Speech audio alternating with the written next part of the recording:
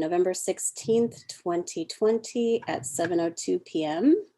And if you'll join me in the Pledge of Allegiance.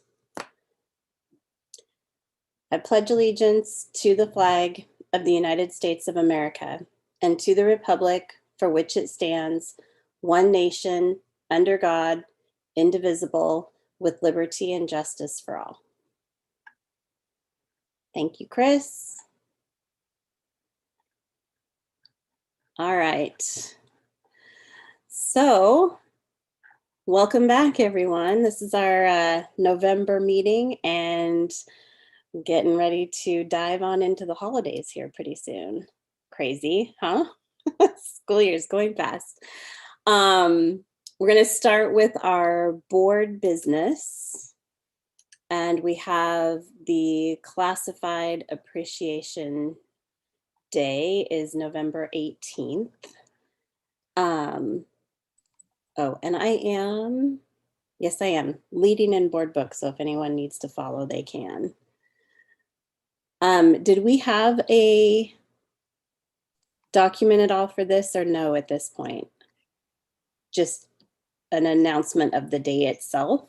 Yeah, I think it's just an acknowledgement. So Classified Appreciation Day is the 18th, and this is such an unusual year for us that that we wanted to be sure to allow the board an opportunity to speak to the classified staff work in the buildings and from their homes in supporting our students. So that the classified staff, just for common knowledge, is all of the staff who are custodial support staff, all of our office staff, our staff who are in nutrition services, our education assistants, all of our maintenance workers, our technology folks. We have so many people across the organization who are in roles that are classified. And often I think what we hear is thanks to teachers, and people mean all of the staff, but it's really nice to have this day in November to be able to call out those specific employees and the difference that they're making for our kids. Thank you for that. We is there a possibility, I'm assuming, if we were to jot something together from the board to maybe be sent out via email to that group, that we could forward that on to the district office and they could forward that on our behalf on the 18th as well? We would love to do that. We would love to do that.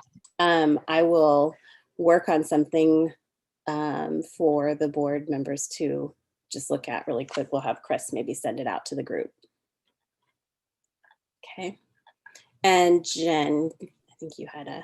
Yeah, that's a great idea, Kim. I'm just really grateful for the chance to recognize our classified staff. I think under these circumstances, they've been highlighted in ways that maybe they haven't been before, like how I don't know that we've ever before been so dependent on our IT department, right?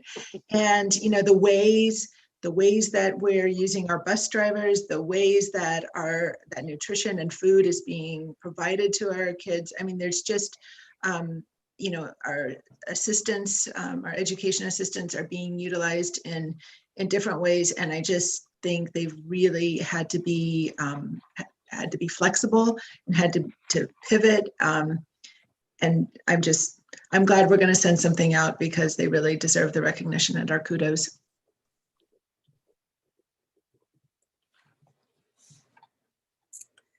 Sounds good. We will get something put together and have that go out the day of. I think that will be an important day to recognize them. Not that we wouldn't recognize them any day, but we will for sure send something out special on that day. I'm seeing lots of cats, and I just have to say, I see one leave one and then another one come in the screen somewhere else, and I feel like it's the same cat changing places, but it's not. It's just really odd looking. But fun.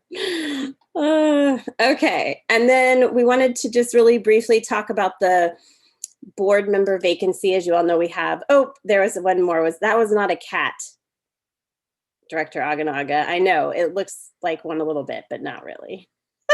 I'm kidding.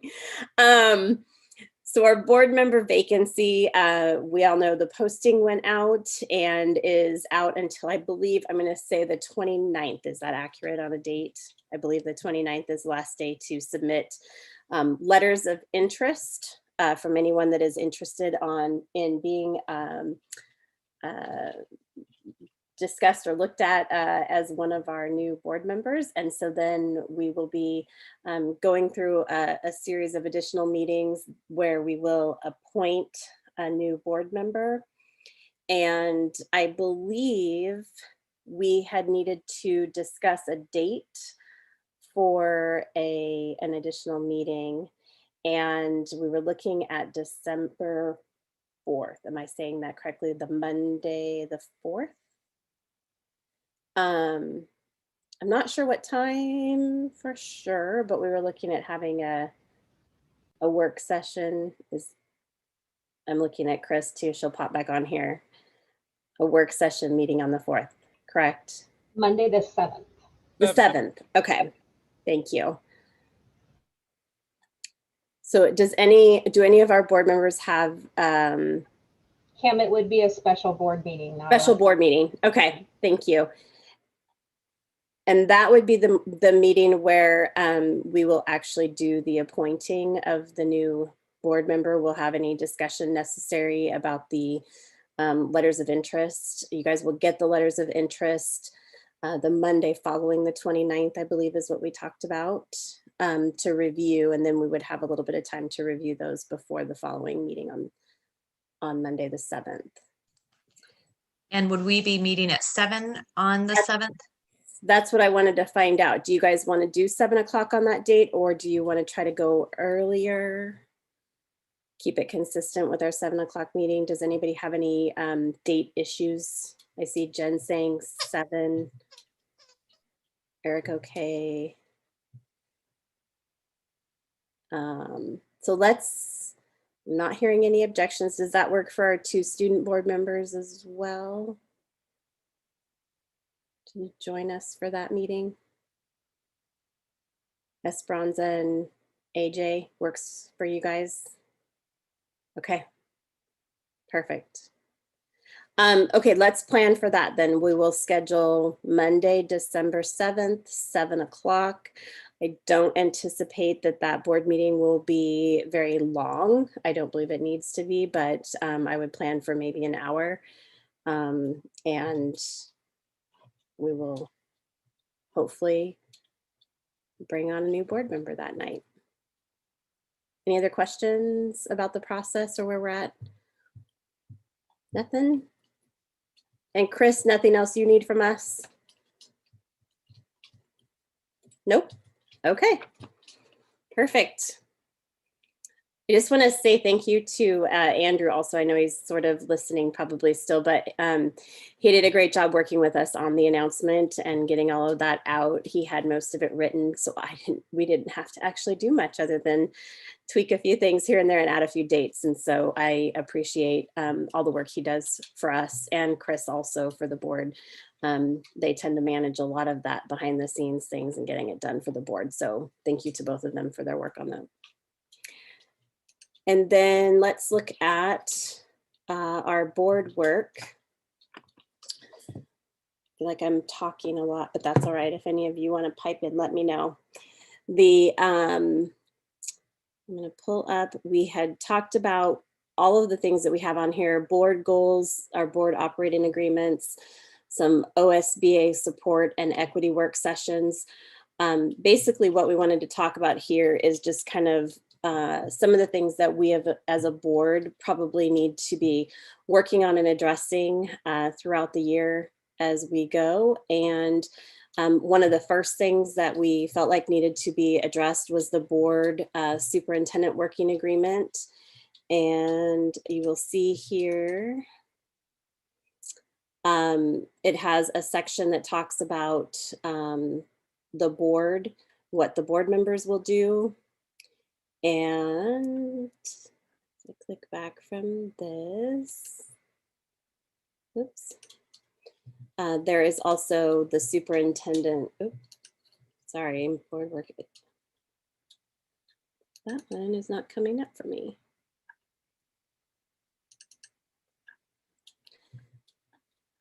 Are you guys able to get that up in board book at all? Yes, you may. Mine is actually, the second one is not coming up, just it's a download option. Check. So one agreement should be what the board is responsible for, the other should be what the superintendent is responsible for the other. Oh, is it down at the bottom and I just missed it? I just. Oh, there we go. Thank you. So there's the 3 pages of superintendent's expectation of the board. So this is something that is been here for a while, but is somewhat, I think, outdated. And so some of what we want to do in the future is to create a work session where we can sit down and talk about the this board agreement and hopefully get both of those updated. Let's see here. We also have our 2021 proposed board work session dates. So we agreed at our last meeting that we would go ahead and add some work session dates. One to address the what we just talked about, the working agreement.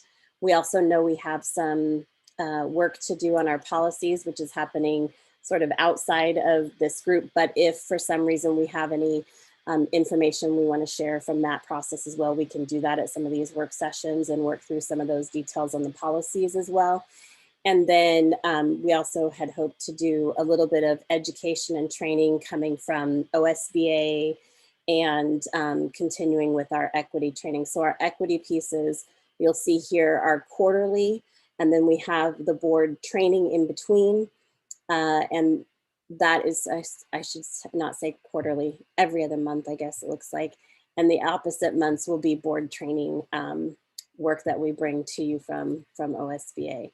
So these are the tentative dates scheduled for those.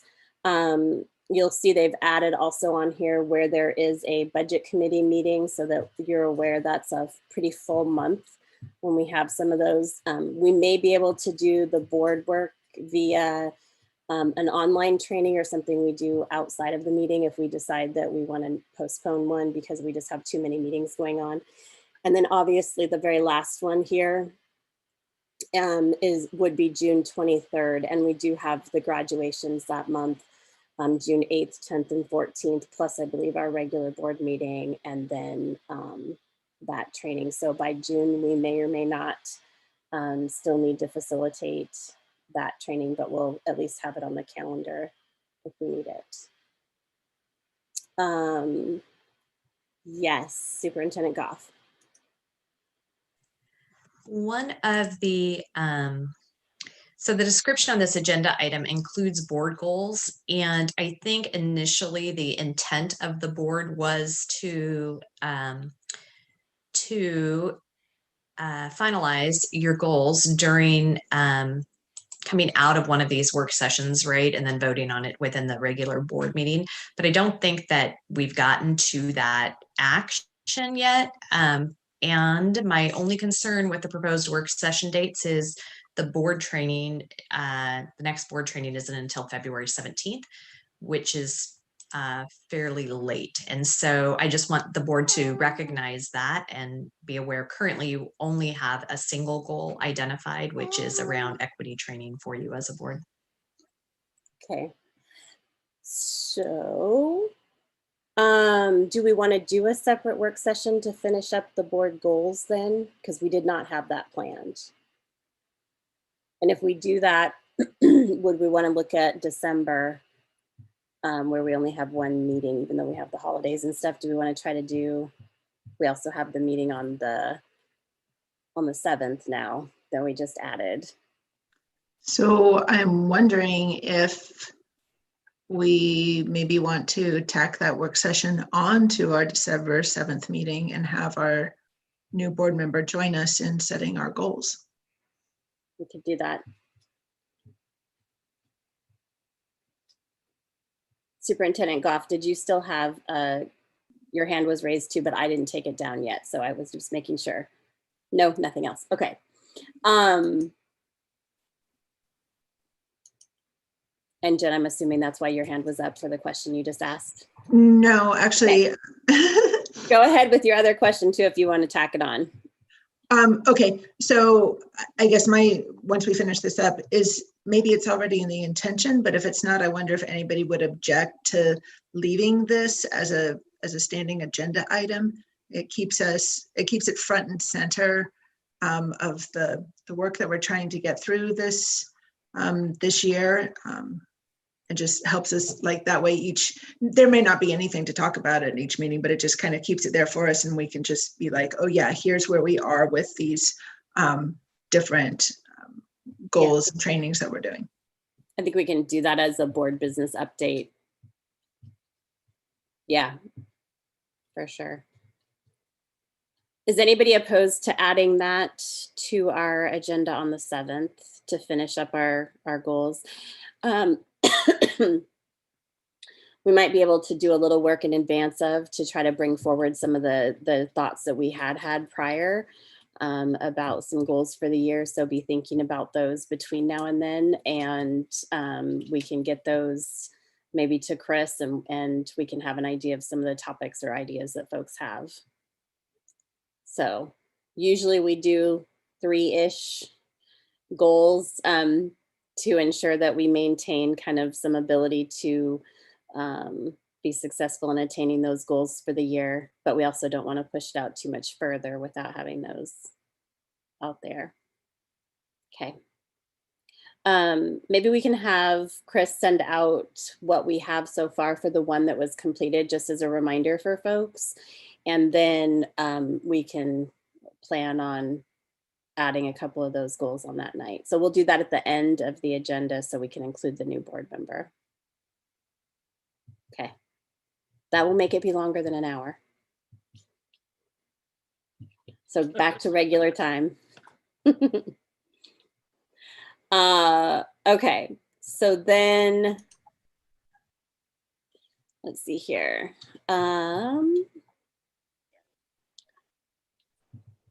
We have our,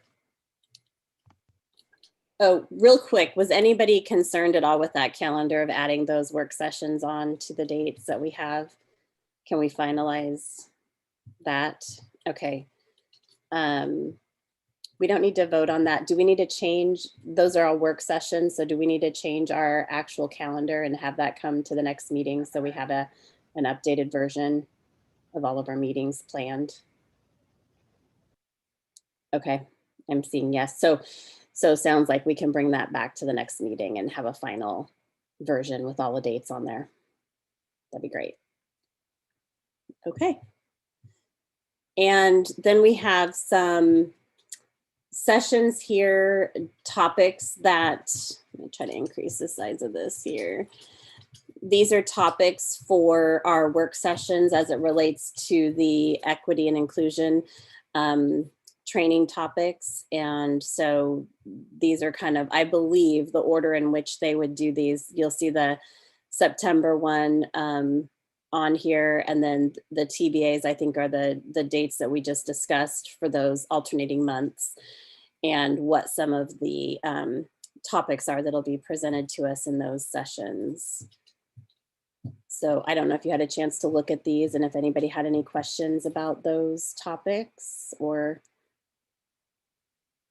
I think we're kind of having Elaine help direct the appropriate topics in the appropriate order for us for those meetings. And these were recommendations that came from Elaine. So if there's no issues with that, we will go ahead and make that our topics. And so we can add these topics to the appropriate dates on our calendar. And I think that is all for the board work that we had. Are there any questions about plans for going forward? Comments, concerns? I will work with OSBA for the trainings that will occur on the alternating months, and or we can use those work sessions not just for trainings, but also for other discussion and planning items that we may have come up at the time. Okay. All right. So we are on to our superintendent evaluation update, which is Director Ward. Sure, thanks. So included in your board packet is an updated timeline for the work of the superintendent evaluation. This is very, very similar to what you saw at our retreat. There were just some changes in the dates for tonight when Superintendent Goff will be sharing with us her goals. I was going to have a draft evaluation tool to you tonight. Let me get back to that. And then the other change was just the fine tuning of that evaluation tool, which will happen at our next meeting. So those are just the only date changes. Everything else in this you've seen before. So regarding the evaluation tool, so Krista provided a draft to me over the weekend, and I was just concerned about getting that to the rest of the board in a timely manner to give you the opportunity to really look through it and be able to have a meaningful discussion this evening. So after talking to Chris, I just kind of ran it by her. So I will be sending that to Chris to send to all of you later this week, probably tomorrow. And you'll have the opportunity to look through it thoroughly and send me any questions. And I will in turn then forward that to Krista. Krista will be with us at our December 14th meeting. And we can, discuss any other questions that we have and fine tune that so that we can then apply it in the new year.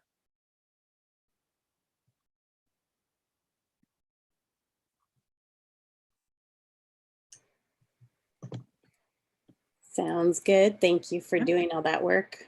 Sure. I appreciate it. Will she be joining us at our December meeting then too? Yeah. Great.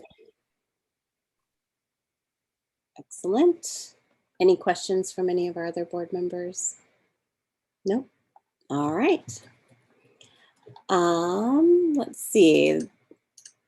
Our next topic is we need a couple of committees or volunteer board members as board representatives for the couple things that we had left open with our vacancies. So we have the Superintendent Policy Committee. As we mentioned earlier, this is the group that was going to meet with our folks from OSBA and discuss the board policies and what policy updates we need to make. And so that was something we had that Pat was doing, and also the labor negotiation piece. We will have a new board member on board, but we felt like it was probably better to assign these two particular items to an existing board member and probably not a new board member that's coming on, just because they haven't had the opportunity to learn all the details and know all the intricacies. And both of these are fairly important pieces and will require some previous knowledge of a lot of these topics. So we wanted to put this out there for the group to seek volunteers for these and or see if anyone has an interest. So we wanted to do that and see where everyone was at. So I don't have an issue doing either. I had been on the labor negotiations for part of that, if that's something that people would like for me to take on, keeping in mind that there are some vacant positions that'll be up for re-election also, but this would get us at least through the end of the year with a couple of us that have our positions up for re-election. And it looked like Vice Chair Thompson, you had your hand up there. Yeah. How's my sound tonight? Is it okay? Good. Okay. Sounds good. I wanted to be on the policy. Here's what it was. I was going to be the policy one, and Pat was going to do the labor, and so that's the one that's come open. And if you think you can handle it, at least for now. I mean, I really my interest is more on the policy one, but I do have the time, so I can go either way. But I've always, from when we created that policy committee, I wanted to be on it from the get-go. So there you go. That's would be my preference. Thank you. Was there any other interest from board members? Director Aganaga? Well, I think it also leaves kind of that liaison position to the board bond oversight committee as well. I know Pat was really involved in that, and I'd be happy to fill that role. Okay. I know it didn't come up tonight, but Yeah, it's not on the list, but that's a good, that we should have had it on there. And so thank you for that. So why don't we can add that one and have, we'll see where we land, but yes, it sounds like we might have one volunteer for those two, and then we have the labor negotiations. And I'm throwing it out, Director Ward, you're the last one left. Are you dying to snag one of those, or? I'm not. The negotiations and I'm sorry to put something more on you, Kim. I just know you're stronger in that area than I am, but I will offer this to all of you. I will be like the official sweep or the backer upper. So whenever there's any of those meetings that none of you can make, then you call me first and I'll be the fill-in. And I do know that, and maybe Director Larry can speak to this a little bit more in the labor negotiations one, but I know that there were two of us at one point. I was helping Director Bricker when he was there, and as a backup / learning, but also just so that there was always someone there if one of us couldn't be. And so maybe that's one of those that Director Ward, you could assist with, just in case there's a need to tag out for any reason. But it's important kind of that the same voice and same person is there representing the board as much as possible. And I think that's accurate, correct? The other thing to be aware of is that we will be engaging with both of our associations in the new year. Okay. Do we know when those start up? We don't know. No, Okay. we have no dates set yet. I would hope February-ish. Okay. And I do, it may be one of those things too, where it's a helpful place for a new board member to also join, especially because I think, as you all know, Director Ward's and my positions are the two up for re-election. So depending on what happens with the election, we'll want to make sure there's, that knowledge transfer and ability for some of that. So I will be happy to take that on. So why don't we assign myself to the labor negotiations? We will have the Superintendent Policy Committee go to Vice Chair Thompson, and then the liaison role for the Bond Oversight Committee, correct? I'm saying that right, the Bond Oversight Committee, yes. Will go to Director Aganaga. Okay, and right official backup next to me. Oh, and yes, Jen called herself the official sweeper or backer upper. We will definitely put that in there.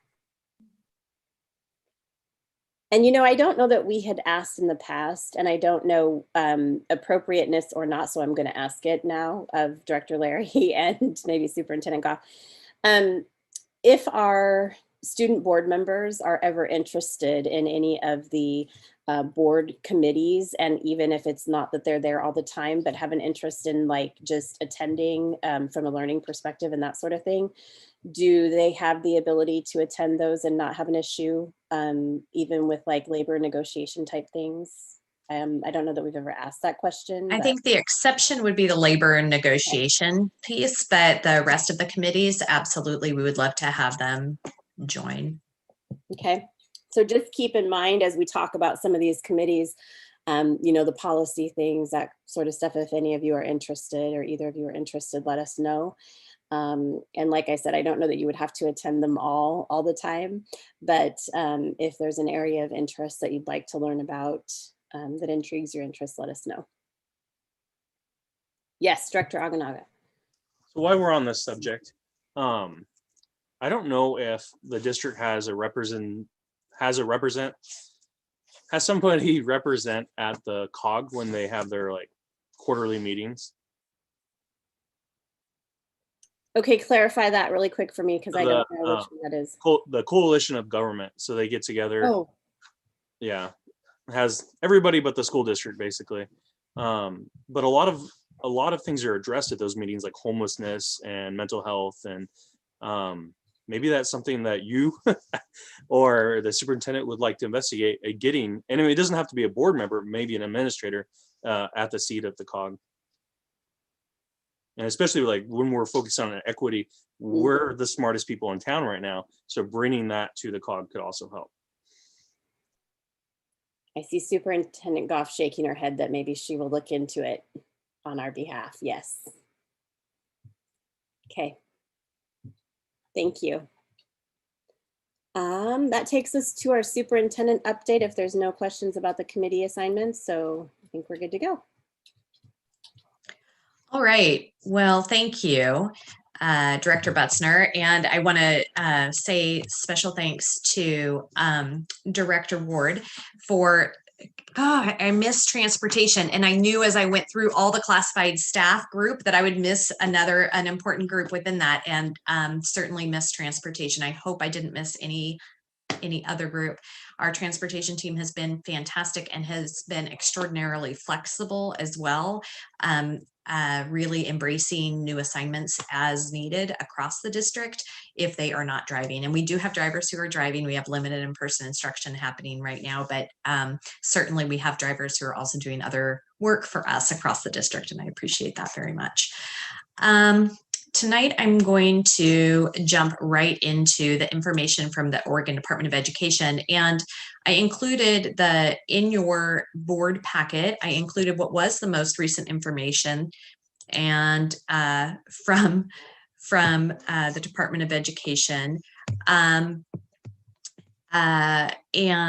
then that has changed a couple times since then, but I really like the presentation from October 30th. And so I wanted to walk you through some of the pieces there, and then to also walk you through the updated information, because that was just shared with staff on Friday and shared with parents today. And I know that kind of the rate of new information is exhausting for everybody concerned, including the superintendents.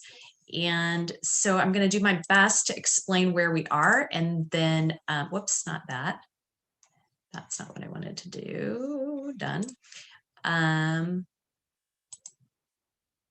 so I need to do that in context. So there have been a number of updates focusing on the metrics. And we've had a lot of community concern about how we were looking at data. And this is across the state, but we had it certainly regionally in Lynn County with some of our partners regarding how we were looking at data and whether or not that the way that we are interpreting data is appropriate to determine whether or not students should be back in person in schools. So the metrics were updated at the end of October, and really focusing on the fact that we can mitigate COVID-19 spread in schools if we use really sound practices, and mitigate is not prevent.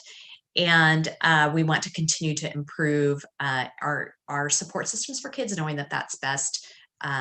It's really best for them to be in school if they can be in school, as long as it's safe and healthy for them to be in school, and safe and healthy for staff as well.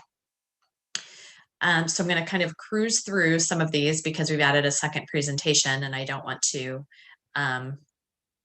overwhelm you. So the updated metrics went into effect, well, these updated metrics, excuse me, went into effect on October 30th. And these metrics themselves have not changed. So the numbers I'm going to talk to you about right now are not going to change at all from what I'm going to talk to you about in a few minutes, which is new guidance based on the governor's announcement last week. So I'm going to talk to you about the time period and how that is different, and talk to you about the numbers and how that relates to students returning to schools, and then just discuss a few exceptions that are maintained. So the first significant piece is that whereas we used to look at each week as its own data set, so 7 days worth of data and the number of positive cases per 100,000 residents within a county. That was marked on every 7-day period. And we used to look at 3 consecutive 7-day periods and needed to meet in each of those 3 consecutive 7-day periods, needed to meet the targets. And we, of course, just to remind you, need to do that in both Lynn and Benton counties because Greater Albany Public School District spans both counties. The way that that has changed is now it's a 14-day period. This is important as we look at the numbers. So let's say, let's say that the target was 30. So what we had as a goal in the past was 30 cases per 100,000 residents for every 7-day period. So fewer than 30 cases. What that meant is that if we had 25 cases in this first week and 24 cases in the second week, but we had 31 cases in the third week, we could not start school and we needed to restart the clock on the next week because it took into account each of these 3 weeks. The way that that changed is now we have a little bit of not wiggle room, but cushion because of the length of time. So for example, now that the data marker has changed, but let's pretend that it's still 30 per week. So that would mean a total of 60 cases across the 14 days. That would mean that this first week, we could have had 42 cases in week 1. And if we have fewer than 18 cases in week 2, then we could open because it's the accumulation across the 14-day period that matters. So as long as we had fewer than 60 overall. So now think about that number again. It was 30 cases per 100,000. The way that that has changed is that we can return kindergarten through 5th grade students when we reach 50 cases per 100,000 residents in both of our counties. So that's over a 14-day period. So when we reach fewer than 50 cases. Once students have begun school, then we do not need to return them to distance learning until we reach over 200 cases for 14 days. So that's a pretty big change for us. We have so much room that it really seems unlikely that once students began school, if they met this marker, that they would need to return home for distance learning before the end of the school year. Unfortunately, where we are right now in our case count in both Lynn and Benton counties over the last 14-day period, and I'm just going to make sure I have the numbers correct, but I believe from our nurse, this was shared today, so we're pretty close to this. She hand calculated. It looks like we have about 158 cases per 100,000 in Benton County. So that would be in the orange, and we can't open in the orange. We can only open in the yellow. And then 160 cases per 100,000 in Lynn County these past 2 weeks. So our goal is to get down here to 50 so we can open K-5, and then we can slowly phase in middle and high school.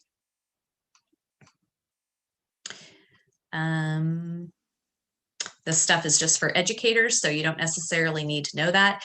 Limited in-person instruction, we have some students who are in limited in-person cohorts right now.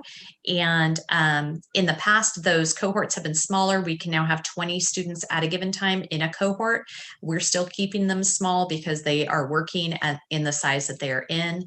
And staff members can't interact with more than 3 cohorts in a day, or 5 cohorts total in a week. So an individual staff member could not see more than 5 different groups of kids across the week, and can't see more than 3 different groups of kids in a given day. Melissa, So when these, real yeah, quick, can you just I can't clarify- see you, so just That's okay. talk, I know. yeah, That's why I was so crazy.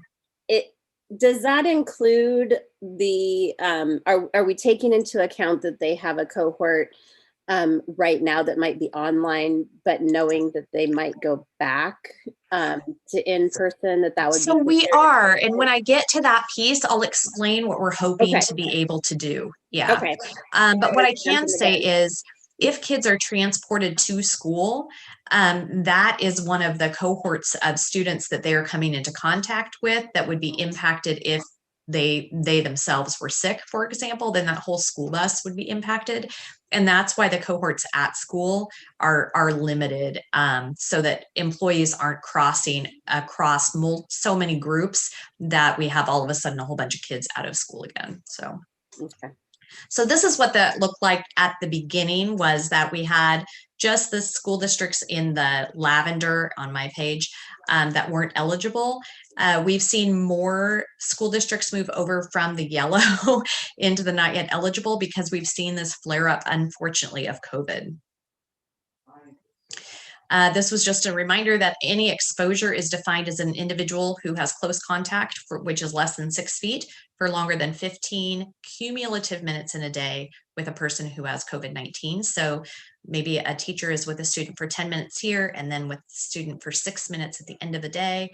And that means that those two individuals, if one of them tested positive for COVID, the other one would be considered as an exposure. Okay. And now I'm going to switch over to the other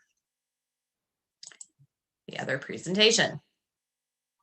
So this is November 13th, which is less than 2 weeks later. And this is last week. We met with, the superintendents of all the school districts across the state, met with Colt Gill, who is the head of the Oregon Department of Education, directly following Governor Brown's announcement last week. And he shared information to clarify what the governor had shared, and then to also share from the Oregon Department of Education's perspective what the expectations are. And that's part of the messaging that parents received today. So we know that right now we're in this 2-week freeze period. I think everyone has heard that, really basing around the need to flatten the curve, the concern that in the metro area, hospitals are expecting an influx of COVID cases, which I saw the report today that those have indeed continue to happen over the weekend. There are concerns that some of those cases may need to be moved to hospitals outside of the Portland metro area. So there is concern for communities who may not be having any COVID impact, simply because as some hospitals get full, other hospitals will need to be used. And he emphasized that daily case rates are topping 1,000. I believe they were over 1,000 every day of the weekend as well, and I didn't see the numbers today.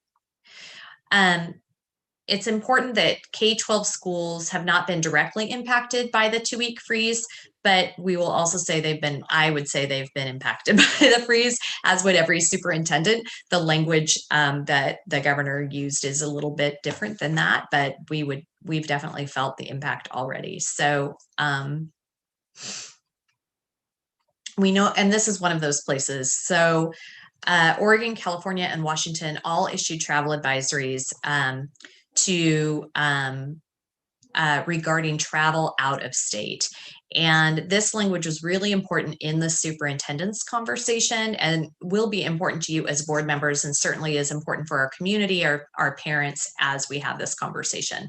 So one of the pieces of guidance was that people arriving in Oregon from other states or countries, including Oregon residents, should practice self-quarantine for 14 days after arrival. These persons should limit their interactions to their immediate household.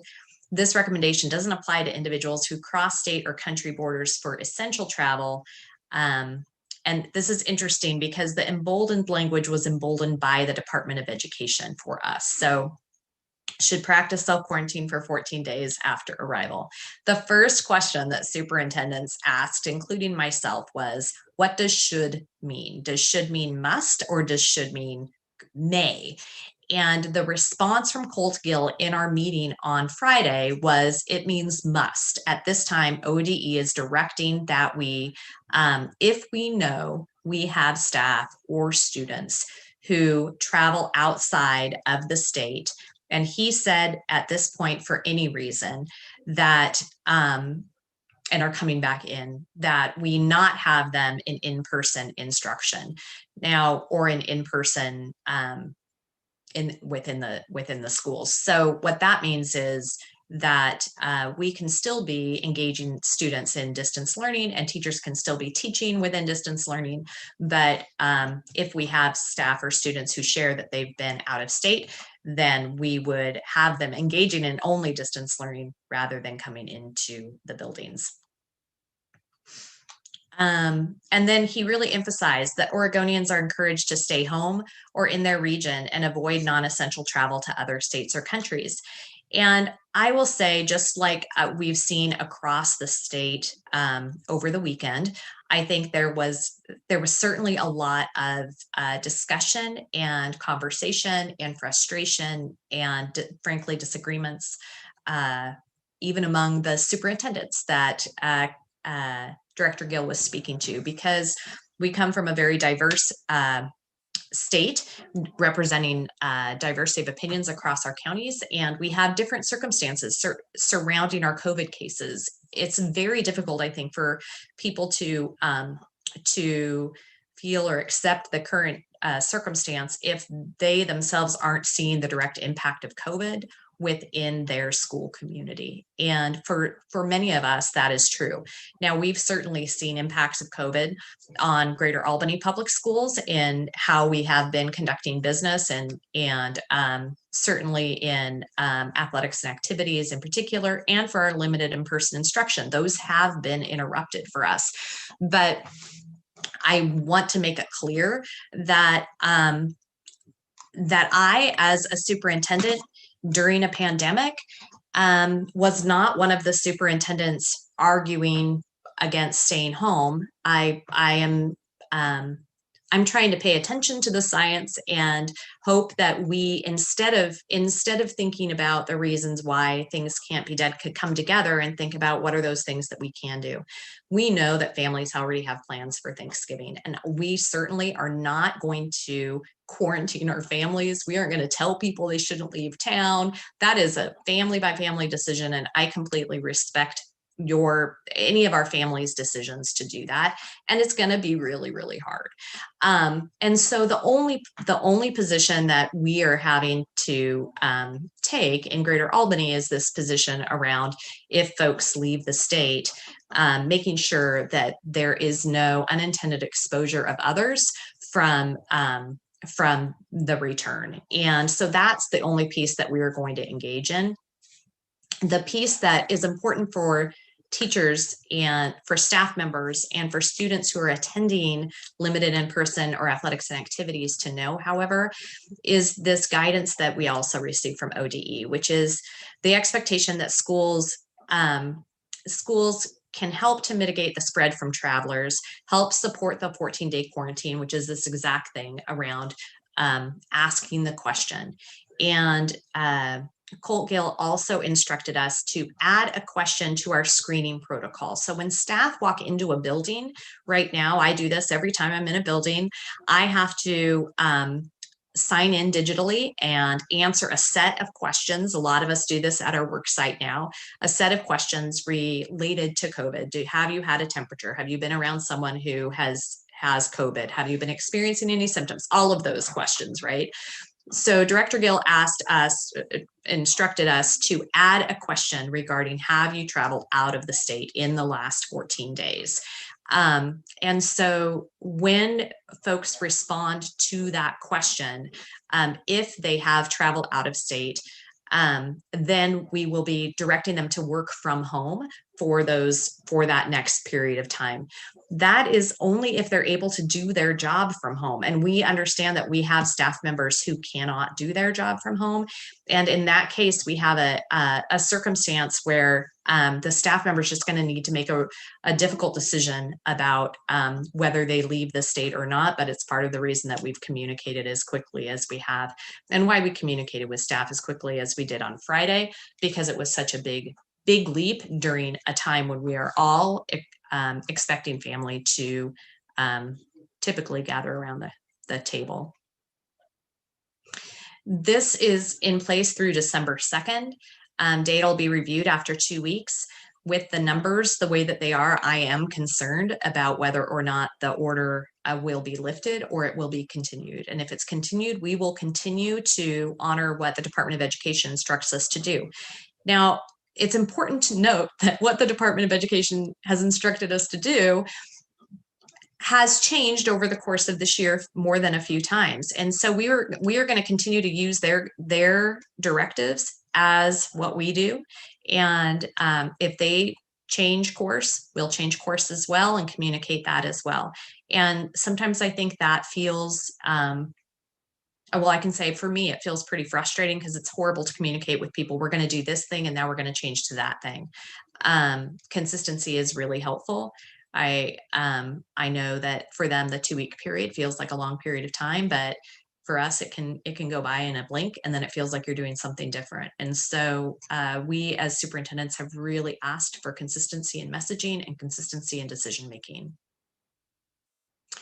These are just, we already know this about the governor's order. You've already learned this over the course of the weekend, and this is what was shared with us. So I wanted to go into that piece with you and just make sure that any questions that you have around how we look at the data, how the metrics have changed, what the expectations are,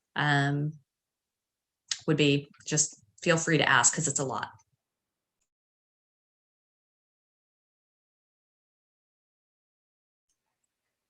I am not seeing any hands raised at this point. I know I have one. Just in your recent update, you mentioned the fact that there may be more information coming about some of the athletic programs and things like that. That is like the one area it looks like where we're still continuing kind of status quo at this point. I know they've been, what I've experienced is they've done all the screenings every time they have those practices and things like that. I understand we're continuing, but you had mentioned that there may be more coming out. Is that a for sure more information is coming and we just don't know when, or? Yeah, so okay. So really two things in terms of student experience have not changed. Limited in person, those kids keep going to school during their scheduled times, and athletics and activities, those continue as they would with their coach. And what we have been told is that, what we were told on Friday is that we would be hearing at the beginning of this week. So we didn't hear today, that we may have heard during this board meeting, but we hadn't heard prior to me coming on. We'll be hearing updates, if there are any updates from OSAA, which is the governing agency for athletics and activities. So part of what we're working with as well is multiple agencies who are overseeing different pieces. The coaches will still be answering those same questions that the students answer. So just like limited in person, we feel like we've done a really thorough job of making sure that everything's safe. And so we are, we are wanting those activities to continue as long as it's safe to do so. Great. Yeah. Thank you. Any additional questions from board members? Doesn't look like. Oh, Esperanza has a question. Yes. Okay. So when it comes to that, does it have to be like the person going out of state, or does it involve anyone in the household? I don't know if that makes sense. That is such a great question. So what you're asking, I think, is if I stay home, but my family goes out of state, do I have to miss athletics for 14 days? And no, you do not. So it's if you travel out of state. So that is the question that would be asked. Great question. Perfect question. Yeah. All right. Great. Thank you. I think you can move on. Did you have other things on your update for us besides that? Yeah. No, that was a lot. I feel like that's a lot to talk at you. You can read the rest of the update. I encourage you all to read the update because it's chock full, but it feels so outdated now. Yes, I think we've got a good chunk of that information anyway in the presentation, it looks like, that matched. And the distance learning update was a separate one, but did you have any additional information for that piece? Yeah, so where we are on the distance learning planning work is at the end of this week, parents will be first. This week, staff will be introduced, elementary staff, to the schedule that folks have been working on for elementary to start after the first of the year. And elementary staff will have an opportunity to respond to that and share their thinking. At the end of this week, we will be hopefully having enough flesh on the bones of that schedule to send out to parents, and parents will be receiving a survey. And this is super important. Every K-5 parent for every K-5 child that they have will be asked questions regarding whether or not they want their child to remain in distance learning after the first of the year, or if they would like their child to begin hybrid learning, knowing the schedule that will be in place. And there are specifics regarding transportation, specifics regarding lunch that will be shared within that survey as well. So people should be able to make a really well-informed decision.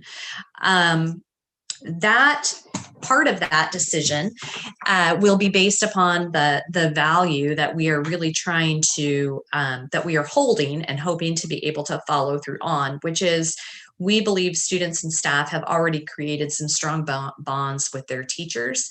And our goal is to keep as many students with the staff members who have been working with them thus far this year, which is a big shift. We had thought that we were probably going to need to reassign a large group of students based upon whatever selection their parents make regarding hybrid or comprehensive distance learning. But we think with the schedule that is being worked on right now, that most students will be able to stay with the teachers that they've been working with all year. And we're really excited about that. So that information will go out at the end of this week, and parents will have, excuse me, cat hair. Parents will have through the Thanksgiving week to answer on that, to respond to that survey, and really important that they respond.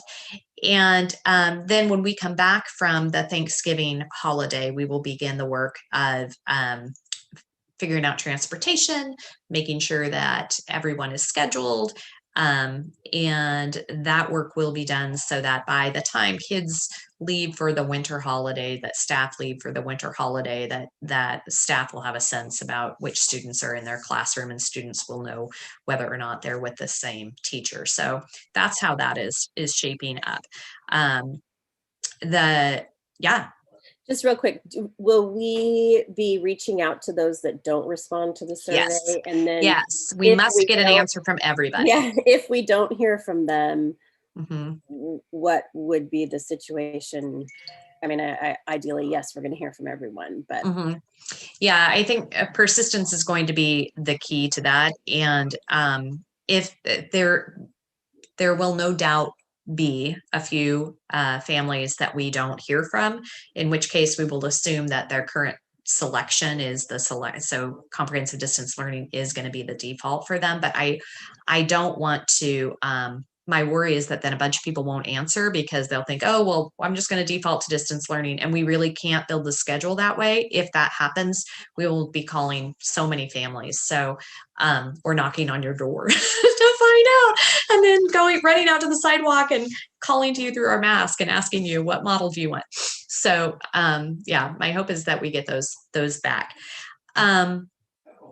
A similar process will be followed for high school and middle school. However, their teacher assignment piece will be different because of the schedules that they're in. So that's just, that's unique unto them. And my only concern right now, remember, we are hoping elementary will start back after the first of the year, and that high school and middle school will start second semester. I'm starting to get quite concerned about the timeline for elementary. Not that we won't be able to meet it, because we definitely will, but just with the holidays and the COVID cases that we're seeing, I'm really hopeful that we get into that target area so that we can start our kids back to school, because I think one of the things that we all value in this community is having our children in school. We know that that they gain so much from being in person with their teacher, and so but to do that, I really am hopeful that we can work together and get that to happen. And I know a lot of people are working really hard to make that happen. The other piece to that is just after the first of the year, so let's say the first week back, we are on track. Next month, you as a board will be receiving a calendar proposal for a change in the calendar. And that calendar proposal will include at least one day for staff preparation in their classroom for that transition from distance learning to in-person learning. And that would be for K-5 staff. Similarly, we would look for that same agreement. We would be but we'll give this to you in December for middle and high school, that first week back for them. So that will be one slight calendar change, and you'll get that recommendation from staff, but I'm not sure yet exactly what it will look like. We are discussing that with union leadership. Okay. All right, so that's the distance learning update. Are there any questions on that? Brilliant. Okay. So you may have noticed that I brought up earlier the board goals, and I'll get to that in just a minute. So I appreciate you thinking about that timing in December. So the next item is the superintendent goals for this year. And it's really unusual to be at the end of November to be talking about what goals are we going to set for the school year. But if anything is usual about this year, it's that it's an unusual year. So I wanted to remind you that last year, the goals in year one as your superintendent, the goals that we established for me were twofold. One was around visionary leadership, and the other was around inclusive practice. And the goal was for us to collaboratively develop a shared vision and priority goals for Greater Albany Public Schools. So we've created that vision.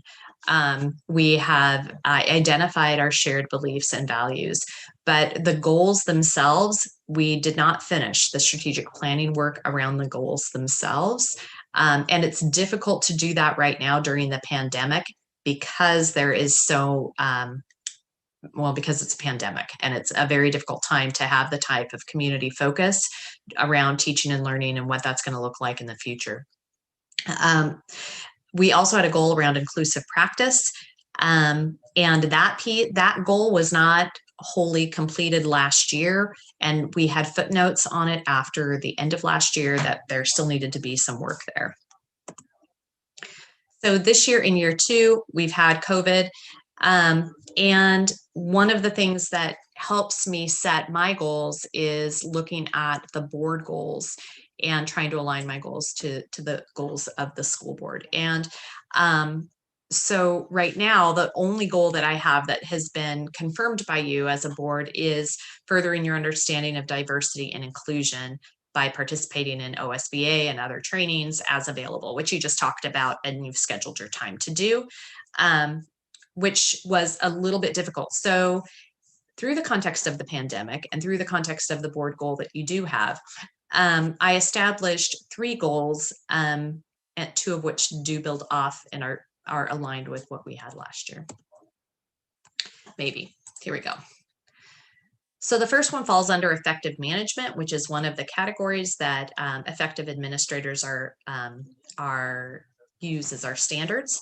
And the goal set there would be to promote and protect the welfare and safety of students and staff. And I think I can safely say that's goal number 1 across every single district within the state right now.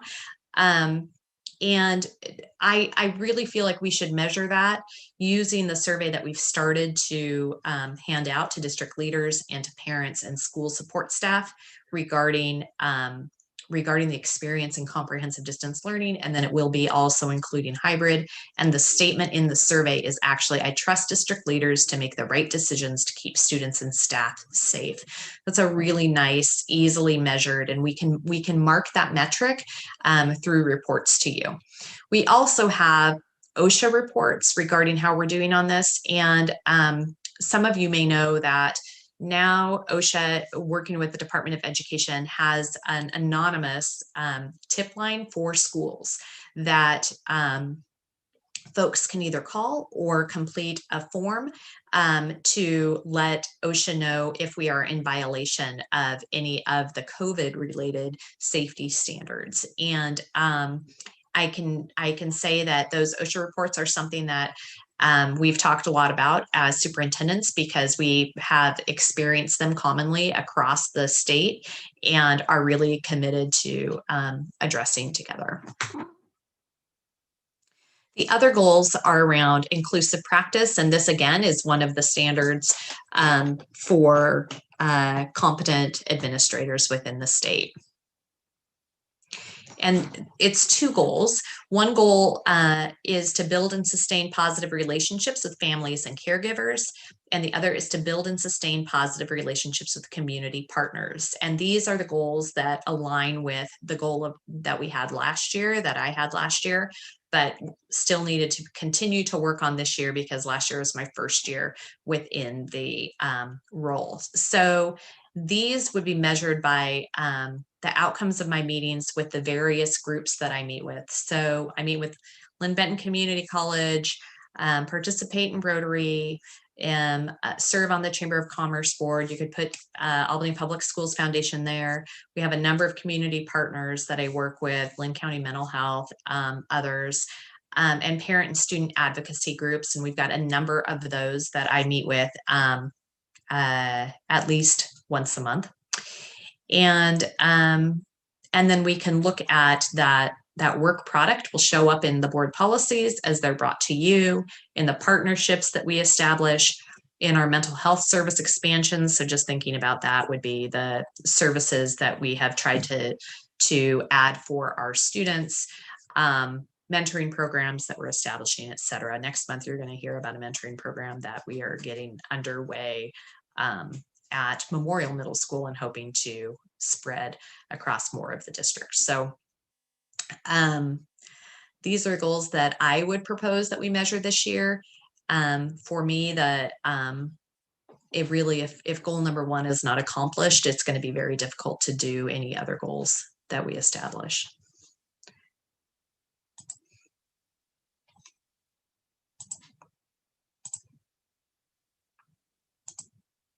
So questions?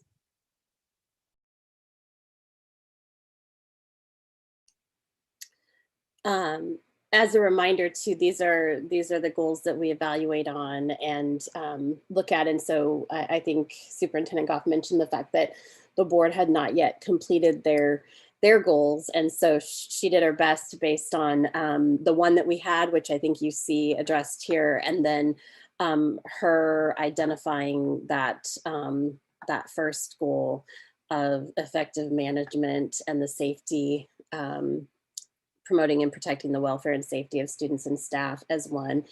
And as always, I think if we, now that we have scheduled our time on December 7th to do the additional board work for our goals, we can more than likely adjust these slightly if needed, or look at something different. But I do think these fit with what we have so far, but what we discuss on the 7th may turn into maybe that one more additional piece here, whether it's identified in this year or next year. And I do think that while these are goals, we always look at the fact that the circumstances we're in right now are challenging too, and it may not make it super conducive to meeting all of these at the level that we would have wanted to meet them in a normal setting. However, we can put these into play, all of these, I think that she's listed here, into what we are dealing with today. And then I think there are things that could carry over again into, what would be a normal school year and school setting too in the future. So it may be that we see some of the same goals transitioning just because of the fact that the changes that will have to happen for us as we come out of the pandemic. So, so I appreciate you putting these. I would just say if we can leave it open a little bit to, if we discuss something in our meeting goal wise that we can adjust, that would be great. And, but I think this is a really good start for them. Do any of the other board members have any questions or concerns or thoughts on these? Director Ward. Yeah, this is just more commentary for with you and my fellow board members than really questions for Melissa. Thank you for putting those goals together for us, especially when we have yet to do so for the board. But I appreciated you pointing out that, you know, last year we did so much work on strategic planning and have, you know, necessarily needed to put that on hold. And maybe this is something we talk about with our goals, is how to, you know, how to keep our focus and our desire to focus on student learning and achievement. How do we still center that and keep that at the forefront, even though it's not practical for us to, you know, be really engaged in the strategic planning right now? And anyway, that's just something I'd like to maybe talk about when we get together. You know, maybe that's because I know it's happening, right? I know that even under these extraordinary circumstances, we have extraordinary teaching happening. And just how do we bring that to the center and, you know, keep it in front of us as we do our work?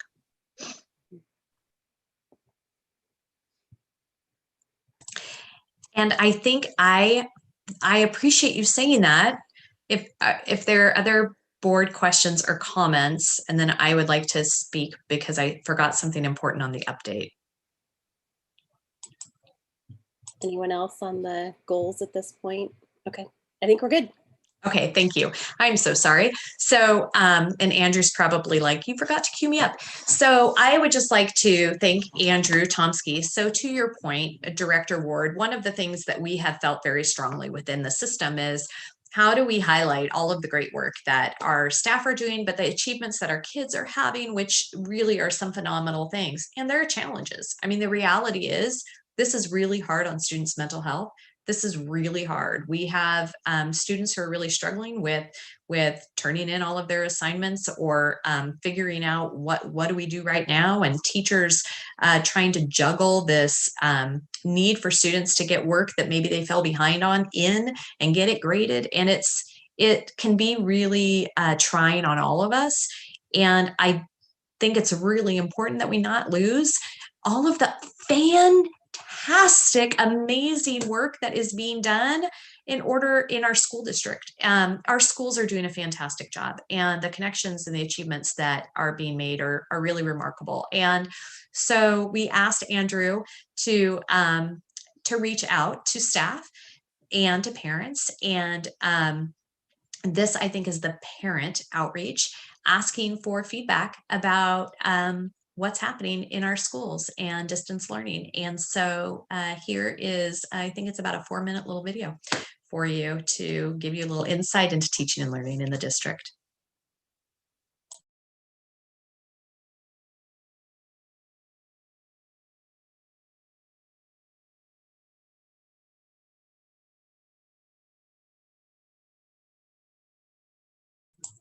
Whoops, Andrew, I think we don't have volume.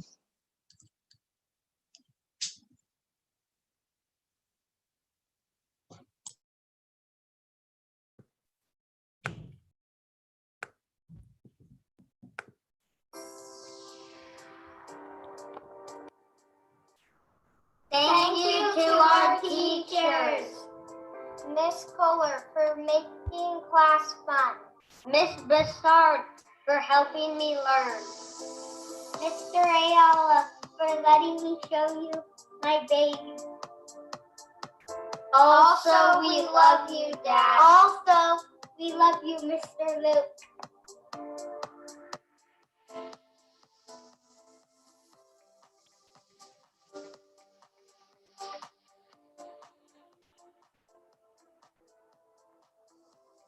Thank all the teachers and school staff for all your hard work.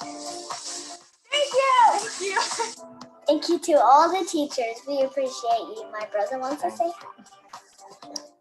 hi.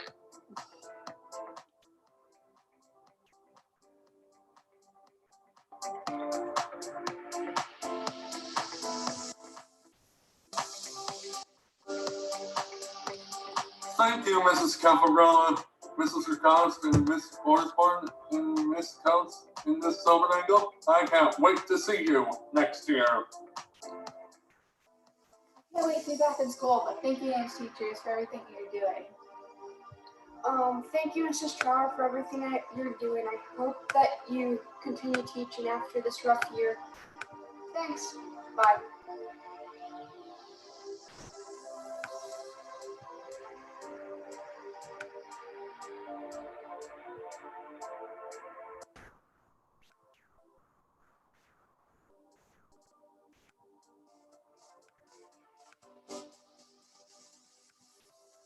I love my teacher, Miss Stango. She teaches 5th grade at Oak Elementary, and I love her because she's funny and she makes learning fun and she makes her class go on task. Thank you for all your help. You're the best.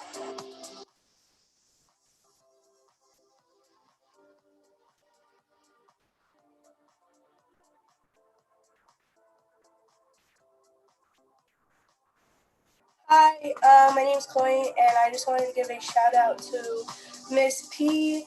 Thank you for always being there for your students and creating an amazing atmosphere. I'd also like to say thank you to all of my wrestling coaches, even though we're not wrestling this year. I just wanted to give you guys a shout out too. Thanks for always being an active part of your kids' lives, and I really appreciate it, and I hope you guys have a wonderful day.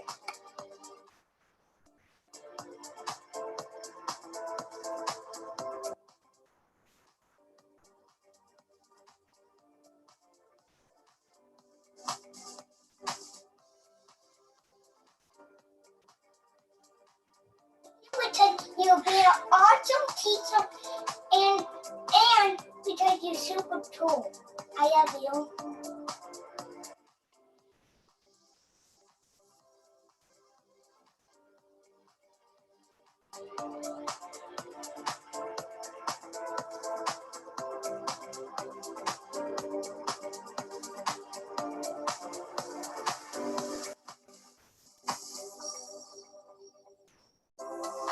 Hi, I'm Lucy.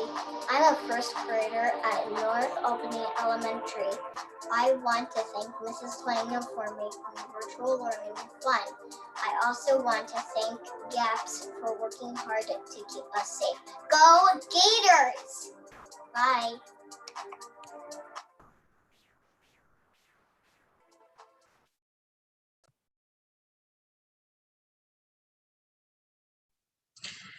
I want to add that I sat in on an AVID class presentation at South Albany High School last week, and you'll see in your board meeting next month a presentation by some of those AVID students who had put together a fantastic presentation and proposal for some improvements that they would like to see within the school district. And they certainly were not the exception to the rule in the class. They certainly were really the rule for what was happening in class. And there are just so many points of light.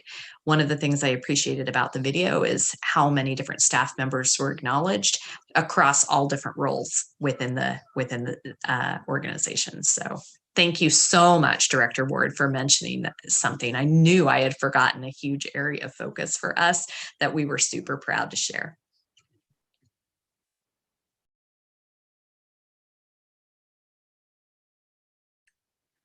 I love seeing these. I think it's so important to see the positive things, and even some of the comments where we had tears and we've had laughter, and hopefully next 9 weeks we have more laughter than tears, you know, because I'm pretty sure that's what everyone is experiencing. And it's nice to see that people can acknowledge that and still see it as a positive, and that we're still, you know, getting our kids educated and moving in the right direction through the process. So always learning to do. So thank you for putting that together. That was great. I don't know that we have everyone's video back, but I'm gonna go ahead and move forward anyway. I think they're coming back gradually. All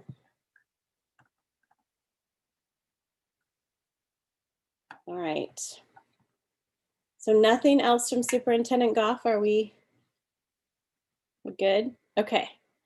That leads us to our board reports, board liaison reports, if there are any. We don't have them listed out here, so I'm assuming we probably don't have much because I know a lot of them have not been going on, and we just reassigned several of them. So we may have more in the future, but right now we don't that I'm aware of. One I wanted to mention is one we haven't talked about much or seen on here, and I know we've asked this question, but it's been quite a while now, and I think with the pandemic and everything else going on, I was the liaison or representative for Sodexo, which was our food services vendor, and I know we have a contract with them. I don't recall, and we haven't had any meetings necessarily with them. If we can get an update maybe at our next board meeting on the status of that contract and what might be happening. I know we've talked several times about some districts that are doing different things and what our process is when prior to that that time frame coming up, and I'm not sure where we're at, and I don't know that I've seen much since I've been on the board or being a liaison with that particular group. So I would be, and I think the rest of the board probably would be, just interested in knowing the status of that contract and then what the process looks like prior to that as far as our evaluation goes. And I think that would be a great piece for us to do, not only for the Sodexo contract, but we have other contracts that we've also discussed that we should be bringing back over the course of the next couple months as we enter into the budgeting cycle. Yeah, that'd be great if we can maybe do one at a time. Sure, Director Allen has got it. Something. Okay, he's like, yep, thumbs up, got it. All right, any other board member reports, information they'd like to share? Yes, Director Aganaga. Trying to do the speed bar trick or space bar trick. AOS does not have their annual Thanksgiving dinner this year because of COVID, and so they are doing packages to send home to some students. So I would highly encourage fellow board members and community members, there is on their Facebook, on AOS's Facebook, a chance to donate and support that. A lot of our students, that is their only kind of big meal of the year, and unfortunately it's not going to happen at school for the second year in a row.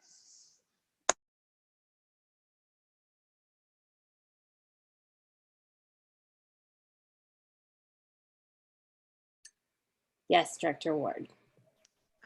Just got to attend the annual OSBA conference on Saturday. Hope you guys got to tune into some of it too. Very different from what we've done in the past, but I thought it worked out pretty well. I was really glad they invited Dr. Marks back. He was so super last year and was very engaging as well as enlightening and instructive this year. Appreciated listening to Colt Gill. He went over a lot of that same presentation that you shared with us, Melissa, and just helped to get a better idea on metrics.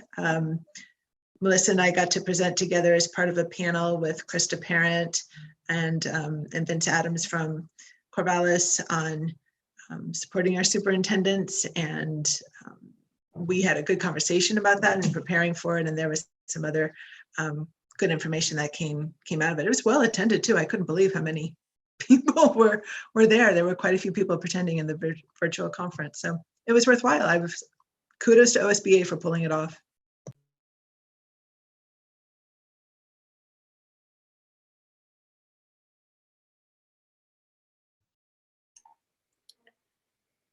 Vice Chair Thompson. Yeah, no, I'm just piggybacking on that. I attended as well, though I did not attend the one when Jennifer and Director Ward and Superintendent Goff were presenting, though they point out all these are saved and recorded and available. So I look forward to watching that later. I figure you can tell me that when I was my own board. But yes, I agree. Everything she said. It was well done, well attended, and the Dr. Marks is always good. at the very end, there was a presentation by students from throughout the state looking forward and what they want from our schools. And I thought that was very good, a very diverse group of kids from throughout the state. So the kids themselves are always good to hear from.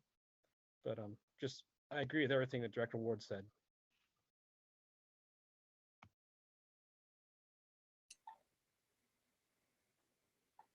Great, thank you for those updates. Was there anything else on our reports? So how about student board member reports? AJ, we'll let you. LJ, I'm sorry. I have an AJ friend of ours and I totally. Going along with the AOS donations, West Albany is starting up their annual food drive. So look out for online options for donations for that too. Leadership, we had our first leadership class of the second quarter today. So we're starting that and getting that stuff up. So look out for that. As I just said, today was our first day of the second quarter with the new schedule. First impressions, I haven't heard any bad things from it from students. So of course, probably something will change and I'll hear more things as we go along. It's only been one day, but so far so good. Finals, we had finals last week. I just want to thank the teachers real quick. I know last week they were pounded with a bunch of work, whether it was late work or grading all the finals or everything.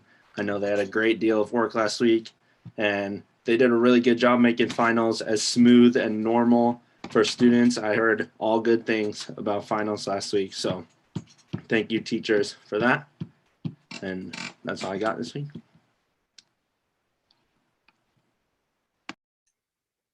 Thank you. And Esperanza? Hi. So I have something a little different. I asked students to get a hold of me and tell me something they've been struggling with. And about 75% of the messages I got, and there were a lot of messages, were about how much homework we're getting. And I'm not going to sit here and say that it's not the students' fault, because honestly, after asking them questions, they kind of started to realize that it was them not using the time how they're supposed to, and given the asynchronous time and not using it correctly and all that type of stuff. And just when given the chance, getting away from their computer. And as hard as like it is not to want to shy away when you have a chance, it's just about responsibility and time management. And I was like wondering if during one of our Character Strong Wednesdays, if there could be a time where we talk about time management to the students so they can maybe get an idea of when it's time to just suck it up and do the work. I know it's hard right now and no one wants to do it, but eventually you're just gonna have to. Another thing I got was from both students and teachers, which was communication. Mostly just adults feel like they aren't getting what they need to hear straight from the school, which I feel like from what I can see recently that has been fixed. That one was a bit of an older comment, but just putting that out there just in case. I know a lot of them are watching it right now, so thank you. That's all I have.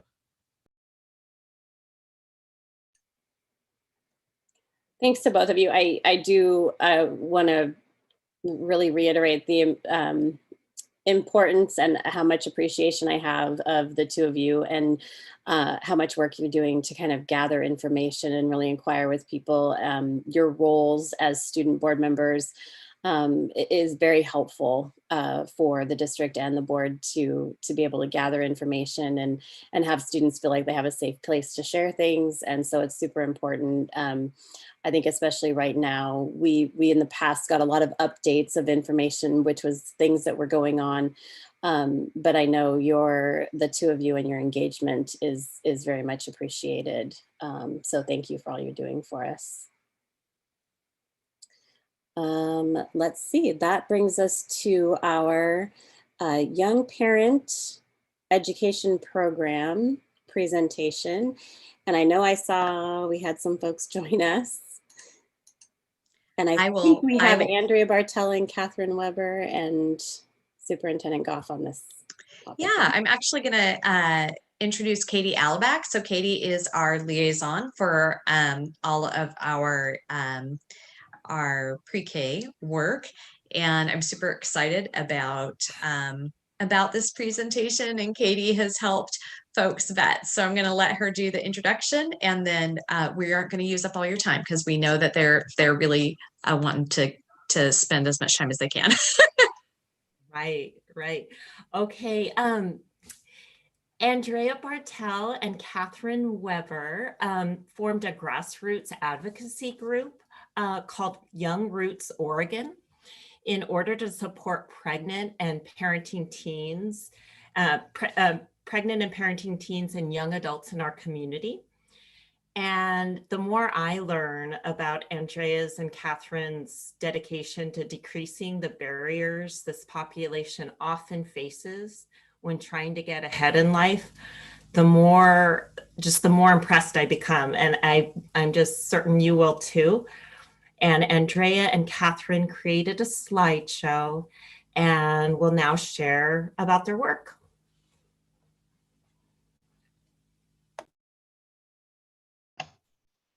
Hello, everyone. Can you hear me okay? Awesome. And Catherine, we have learned how to do all of this share screen stuff that you guys are all good at. We have learned. One of your SEAs actually taught us, so it was really sweet.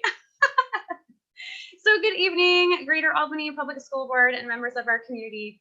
My name is Andrea Bartel. I'm Executive Director of Young Roots Oregon, and I am here tonight along with Catherine Weber, who is our Child Care Director. And on behalf of our team, we so appreciate your time. We are coming to you in advocacy for young parents meaning adolescents who are pregnant or parenting.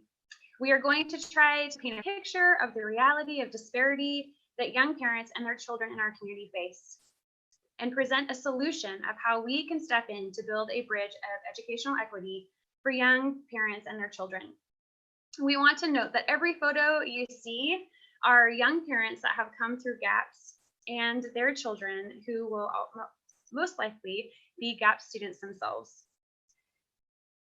To introduce ourselves, we are Young Roots Oregon. We are a nonprofit organization whose mission is to creatively help young families build healthy foundations. This past year, we have been collaborating with Superintendent Goff, Katie Alaback, Rhonda Jocks, along with Lynn Benton Community College's parenting education program leaders in creating an educational bridge of equity for young families. This passion for creating change has come out of the relationships we have built with young families for the past 3 years. We have primarily connected with these families through Rhonda Jocks, your GAPS Teen Parent Coordinator. Since 2018, we have volunteered to support Rhonda and teen parents during the parenting support classes she holds every spring. Since 2018, we have volunteered to support Rhonda and teen parents during the parenting support classes she holds every spring. These parenting support classes gather young parents together to connect with one another, to learn parenting skills, and about beneficial community resources. We have helped organize, secure community donations, provided transportation, helped set up and clean up, held babies, and played with toddlers to give parents the space to learn. That is where we met this family in 2018. This little one was just about 9 months old when both of his parents graduated from Albany off to school. Now this family of 3 is a family of 4. Both parents have a dream of going to college, but they need to make rent, working opposite schedules to survive, fighting together to keep their family whole. This family and many other remarkable young families like them are the reason why we are here tonight and doing the hard work of paving a way for young parents to not just be a statistic to survive another day, but to truly have the opportunity to thrive. Disparity is defined simply as a great difference. When you think of an average 16-year-old student, maybe thinking of your own adolescent child or yourselves as student advocates, we can surely agree that there is a disparity, a great difference in the daily function and freedom between the average 16-year-old student and one that is parenting. As a lifelong community member, I'm so grateful for the hard work you are all doing together in the name of educational equity, that you are creating an environment and policies within our district to bring the security for every child to receive what they need to develop to their full academic potential and social potential. As we share tonight, when we speak of young families, young parents, remember there is another child represented. When we speak of educational equity, we are speaking on behalf of two generations of children. The reality of disparity for our school district is that, according to the Oregon Health Authority, we are only enrolling 50% of young women ages 15 to 17 years old who give birth in any particular year. So GAPS enrolls 5 and hospitals report 10. I know this is a small subpopulation of your students, but would you be all right as a school board if the average graduation rate for every child in our district was 50%? Only 50% of your students being able to even qualify for college? To gain educational equity, young parents must have access to higher education and early childhood education for young children. When we speak of early childhood education, we are meaning the access to high quality educational care for their children ages 0 to 5. So Catherine wanted to share some amazing facts that speak into the importance of educational equity for young parents by linking childhood development with family income. Catherine?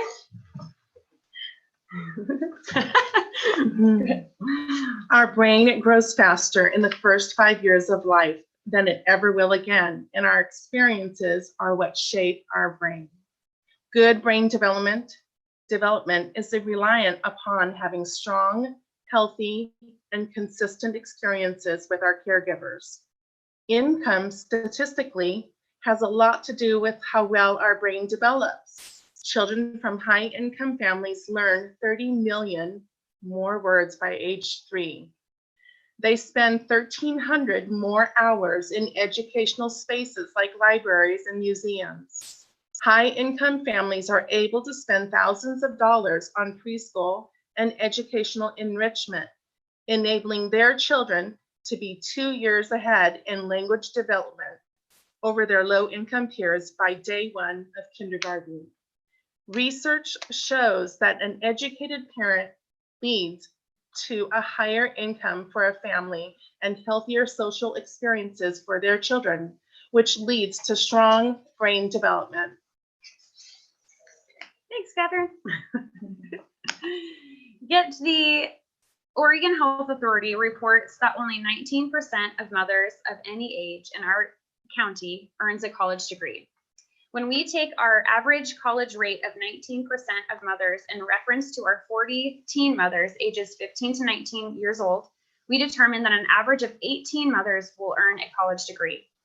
These 8 women, by having a college degree, will generally generate a higher income, giving their child increased social, economic, and health benefits, along with a much greater likelihood the child will earn a college degree themselves.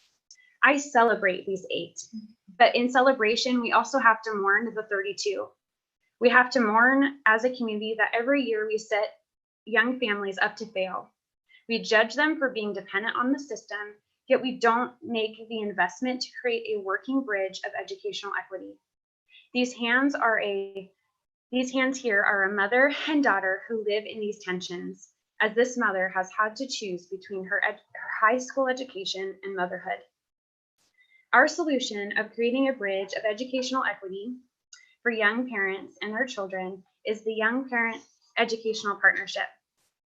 Our research-based model will create educational equity for young parents by partnering school-based programs, so GAPS and LVCC, with social support programs, Young Roots Oregon, to create a high-quality educational experience for young parents and their children that will retain and re-engage adolescents who are pregnant or parenting.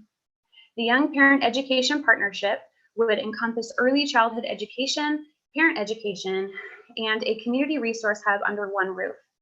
Our early childhood education would not only provide high-quality care for children of young families, but also be a resource to GAPS and LVCC staff members. Childcare would provide vocational training opportunities to the GAPS Youth Transition Program students, and LBCC students who are pursuing a degree in early education.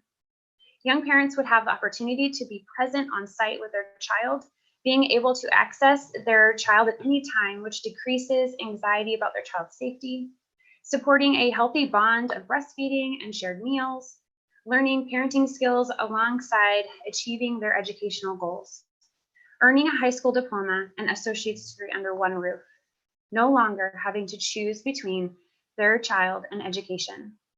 The Young Parent Educational Partnership Facility would also serve as a resource hub for established organizations to connect with and to serve the young parent population on site. The goal is to expand their social support network while decreasing barriers of transportation and anxiety, providing space for counseling, healthcare, and health teaching that will activate a collaborative community surrounding young families. Our next step will be to gain startup funding with help from the GAPS grant research team. Thank you all for your time and joining in the essential work of building a bridge of educational equity for young families. And we have included a resource page for you to learn more. So now we will open up for questions.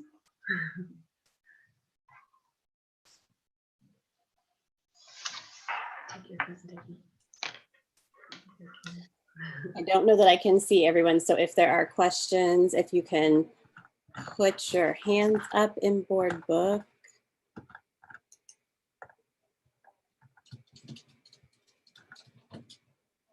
And I'm not seeing any.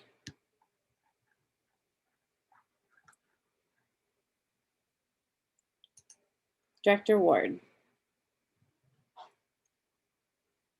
Yeah, not a question, just really appreciate each of you bringing this to our attention. And I hope that we will get to hear about how it develops and how it grows. I mean, there's a plethora of social science that shows how important strong families are to children's development and to our society as a whole, and how many of our societal ills are best addressed within the home. And perhaps we wouldn't have to address as much if we put more of our effort into supporting families, and especially these young families, like you said. Just thanks for sharing the information with us. Director Aganaga, I think I saw your hand up also. Yes, ma'am. You know, I'm not sure, and maybe Superintendent Goff will know. Some school districts do specific like line items on their bonds when they go to a bond to create like a building and facility and program staff. Is kind of sometimes how it's done. Yeah, so the bond work is in relationship to kind of the starting up of the building or the remodeling of the building itself. And so certainly that is one way to look at it. Some of the very best programs have been in vacant spaces that sometimes districts don't even own, but partners work with the districts in order to make the space available. And really, there are compliance issues that Katie and this team know all too well for littles that are so very different than what happens in our schools. But certainly it is something that I have worked in other districts. I actually taught in a teen parent program when I was a young teacher, and saw firsthand the difference that it makes. And what we used then was an old storage warehouse that Beaverton School District converted into what is now a flourishing school, and was then a flourishing school. And it was fantastic. Yeah.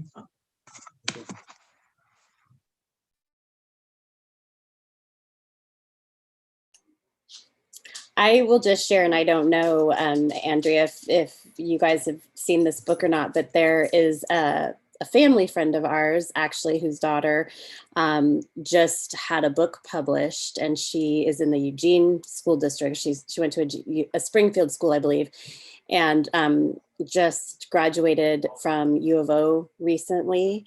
And she had her son when she was, I believe, 15. And she wrote a book called The Teen Mom Syndrome. And a good chunk of her discussion was, exactly about all of the things that those those young people come across when it comes to education and how challenging things are. But a lot of them want to, still pursue attending school. And it talks about some of the challenges she went through in different areas of her life, which I'm sure a lot of them do from a teen's perspective. So if that's of interest, I think it's a local teen, an Oregon teen that had her book published. It's a good read and might be beneficial as well. But I know there's lots of kids that have lived through it, a lot of kids that are going through it now. And I really appreciate the efforts here to find, again, it's kind of all students have different needs, and it's how you can adjust based on those needs to ensure that they're all getting the education they need. And again, you said, it's two generations of kids. It's the kids and their kids in a sense. And so, yeah, important information for sure. So I appreciate you sharing it. And I'm interested to seeing how things go with the grant information and kind of where we can see about getting some funding for assistance for it. Yeah. Were there any other questions or comments from board members? Or I don't see any hands. Oh, Superintendent Goff, I did see your hand, but did you already address it? Only thing I was going to say that I can't resist is when I was teaching in that program, I was pregnant and gave birth to my daughter, and my older daughter. And when she started middle school, I went to the middle school orientation, and mom came up to me and said, "Oh my gosh, Mrs. Goff, it is so great to see you." And we were living in a totally different city, not even remotely near where we had been. And it was one of my teen moms that I had gotten to teach, and her daughter was starting 6th grade with my daughter. And it was such a beautiful moment for me as an educator to see that success and see, she was doing great, and her daughter did great. And so those are the moments that are created by programs like this.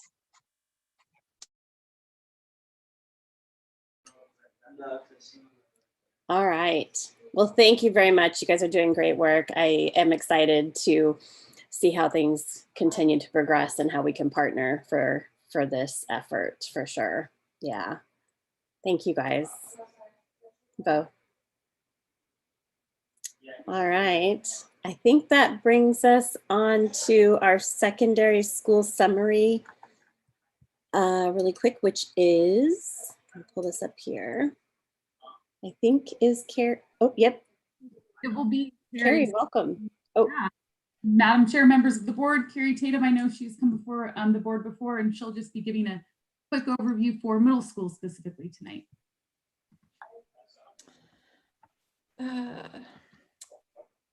Good evening, everybody. So I'm going to go ahead and get my presentation up. Can you see that okay? Okay. So my apologies. I wanted to get more pictures of kids, and so when I present about the high school, I will definitely do that. But you will most likely recognize some of the sites around town. So I want to give a little bit of credit. Although it says my name on this, it really was the middle school principals that gave me the information, and so this was a collaborative effort. So the different things that we're going to talk about tonight are the highlights, what's new at the middle schools, the challenges that they're facing, and what they're working on with their next steps.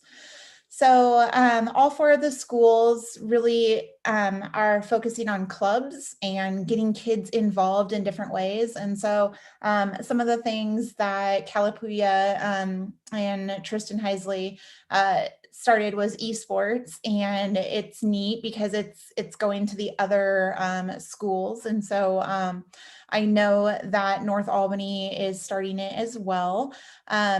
Memorial right now has 16 different clubs, and one of the things that he was really excited to share is that more adults are volunteering to supervise than ever before. And then there's a lot of different attendance and engagement teams that are meeting, and they're really looking at different ways of getting kids involved. Like I said, the clubs are working, you know, they have leadership classes going. And so they're just looking at ways to get kids engaged and build relationships with their students. Some of the things that are new at the middle school this year, we're really lucky at the middle school level. We only have one new administrator, which is always nice when you see that longevity in leadership. That's when you really start to see things start to grow and buildings start to prosper. Marshall Jackson has joined Calapooya. One of the other things that they're doing right now is virtual announcements. And the really neat thing is that those are generally created by the students. Memorial Middle School and North Albany and also Timber Ridge, they all have new counselors and some new SPED teachers.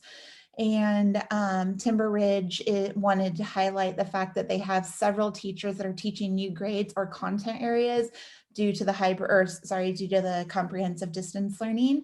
And, you know, some of the things that they're doing is really going well. Some of the challenges, and I think that this is probably system-wide, so K-12, but student engagement, participation, missing assignments, technology was a big struggle, but luckily has lessened. And then there's a lot of students that are kind of MIA, and that could be that they've moved out of the area, but it can also be that they're MIA for classes. And so that's the engagement and some of those teams that they've put into place to track students down, try to offer supports, look at new ways of engaging them. And so some of the things that we're doing right now, moving forward, really at all schools, we're really trying to focus on what the hybrid experience will look like for students. And we're also looking at what limited in-person options that we can offer for our kids. And so that's kind of what the middle school is doing. Again, all of them contributed and helped give some of the different things that they're doing in their buildings and some of their highlights. And it's just a really fun group to work with.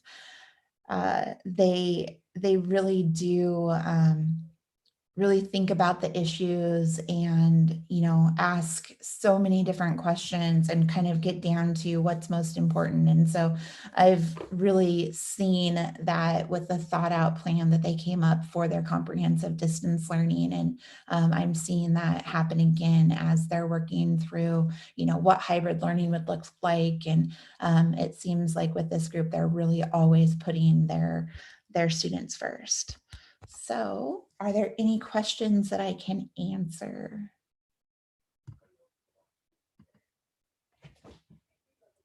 All right, well, nice to kind of meet you kind of face to face for the first time. So have a good evening.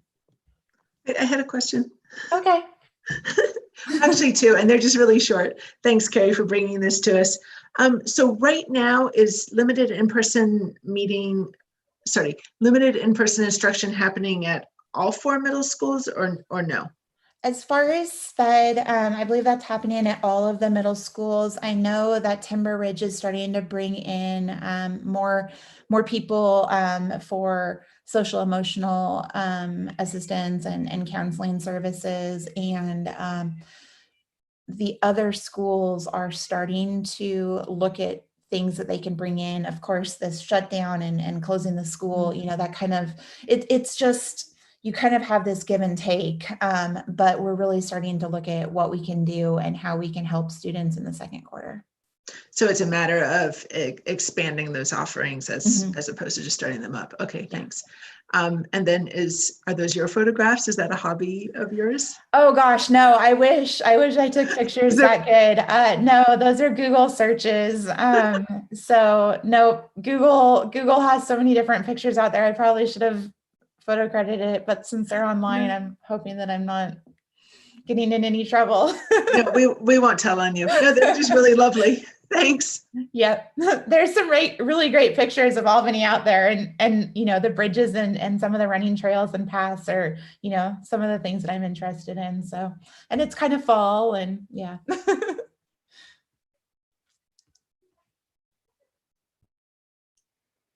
Great. Well, thank you for presenting, Carrie. We appreciate it. And it's always good to hear what's going on, the good, the bad, the challenges we're facing, and what the plans are going forward. So it's nice to hear from our middle schools for sure. And it sounds like there's lots of really interesting and fun things going on too that I wasn't aware of. So it's nice to see all the clubs and the extra activities for the kids still happening. I think that's great. So I know all the administrators are doing a good job in that area. I know I've seen a few videos and different clips here and there. So engaging. They really are a fun group. And, yeah. In the middle of almost every admin meeting, we start laughing, and I really enjoy working with them. They're great.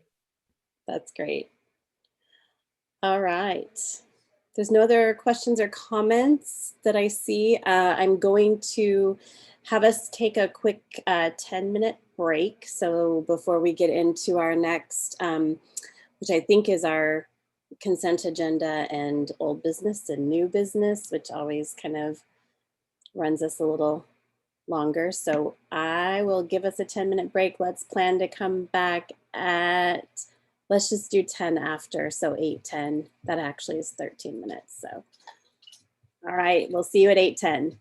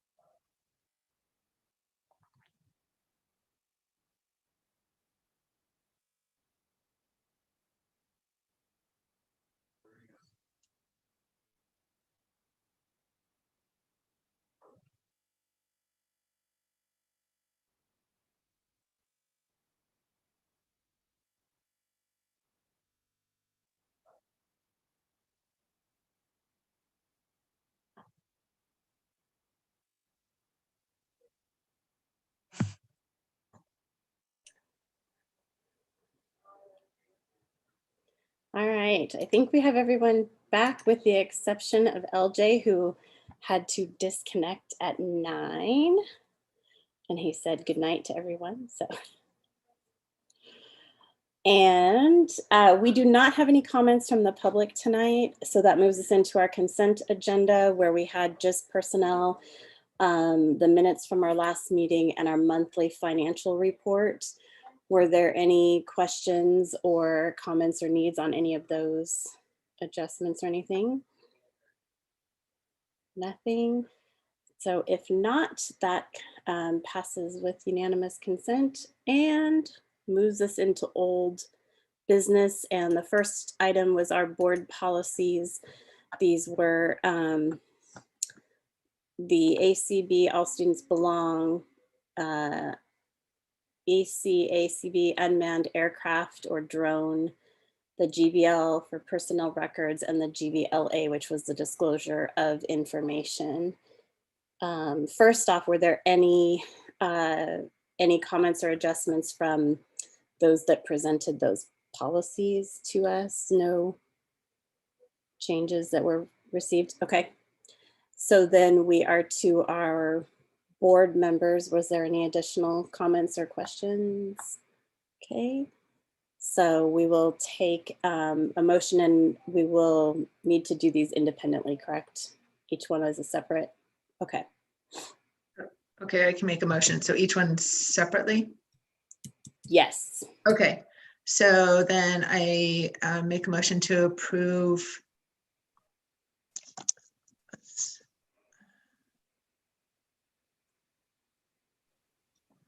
Okay, I'm concerned. I'm just confused because the motion for doesn't match the. Actually, I was just looking at that also. Okay, I got it. I got it now. Yeah. Okay. So, motion to approve policy ACB as presented. So we have I just want to check something real quick. Okay. Okay. I was just checking to make sure we had the right ones on this one and not. Okay. Let's see, going back. So we have a motion to approve policy ACB.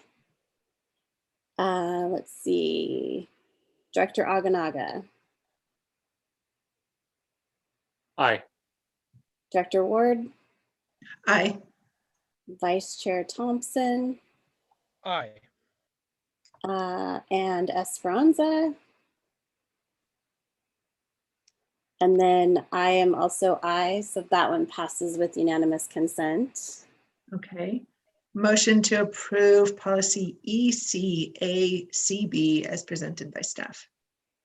So we have a motion to approve ECACB as presented by staff. Director Aganaga. Aye. Director Ward. Aye. Vice Chair Thompson. Aye. And Esperanza. Aye. And I also vote aye. That one is also approved. Okay, motion to approve policy GBL as presented. So we have a motion on the table to approve policy GBL as presented by staff. Director Aganaga. Aye. Director Ward. Aye. Vice Chair Thompson. Aye. Esperanza. Aye. And I also vote aye, so that one also passes. And lastly, motion to approve policy GBLA as presented. So our last one is a motion to approve policy GBLA as presented. Director Aganaga. Aye. Director Ward. Aye. Vice Chair Thompson. Aye. Esperanza. Aye. And I also vote aye, so that one passes as well. All right, and that brings us to our next item of old business was the project management fee amendment. This was the HMK packet that was presented in our last meeting. Were there any additional questions or discussion from board members? No? Madam Chair? Yes. I am not going to go off on a 10-minute tangent. Just want to point out that under action requested by staff, that should say addendum 3 and addendum 4 Okay. to match the documents that are in the packet. That's the only change. Great, thank you. So with that, we will entertain a motion.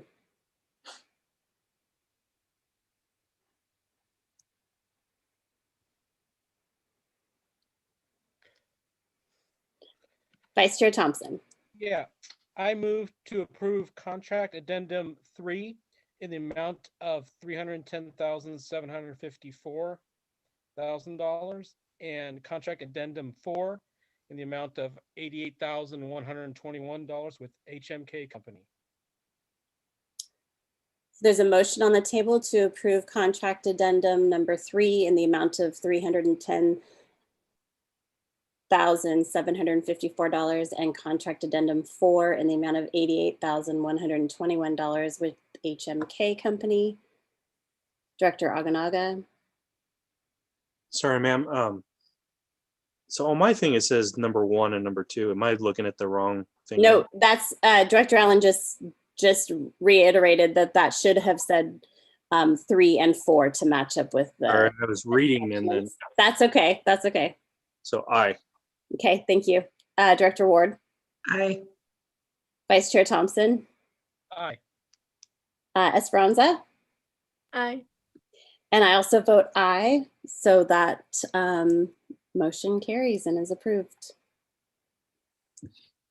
So that takes us into, don't see any additional things for reports. So right into our bond business and reports. Did we have anyone joining us tonight? David McKay is attempting to join. Chris, oh, no, that's Mr. Butcham for the next item. Chris, David McKay says he's struggling to get in. Is he in a waiting room of some sort? I just let him in. He should be in. Okay. Mr. Butcham, we're not up for you for a couple more if you want to turn your video off.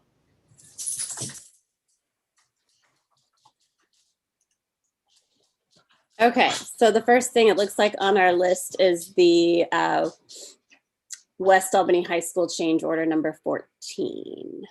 That is correct. I see a box. I know. That David perhaps is coming in on, but I don't see him yet. I'm going to stop my video just because I think that Zoom has been having issues all day long. And what I have found is in the meetings that I've been in, if we stop our video, it's been helpful. Oh, there he is. There it goes. We have David McKay. David, I don't know if you were hearing all of that, but we want you to go ahead and introduce change order number 14.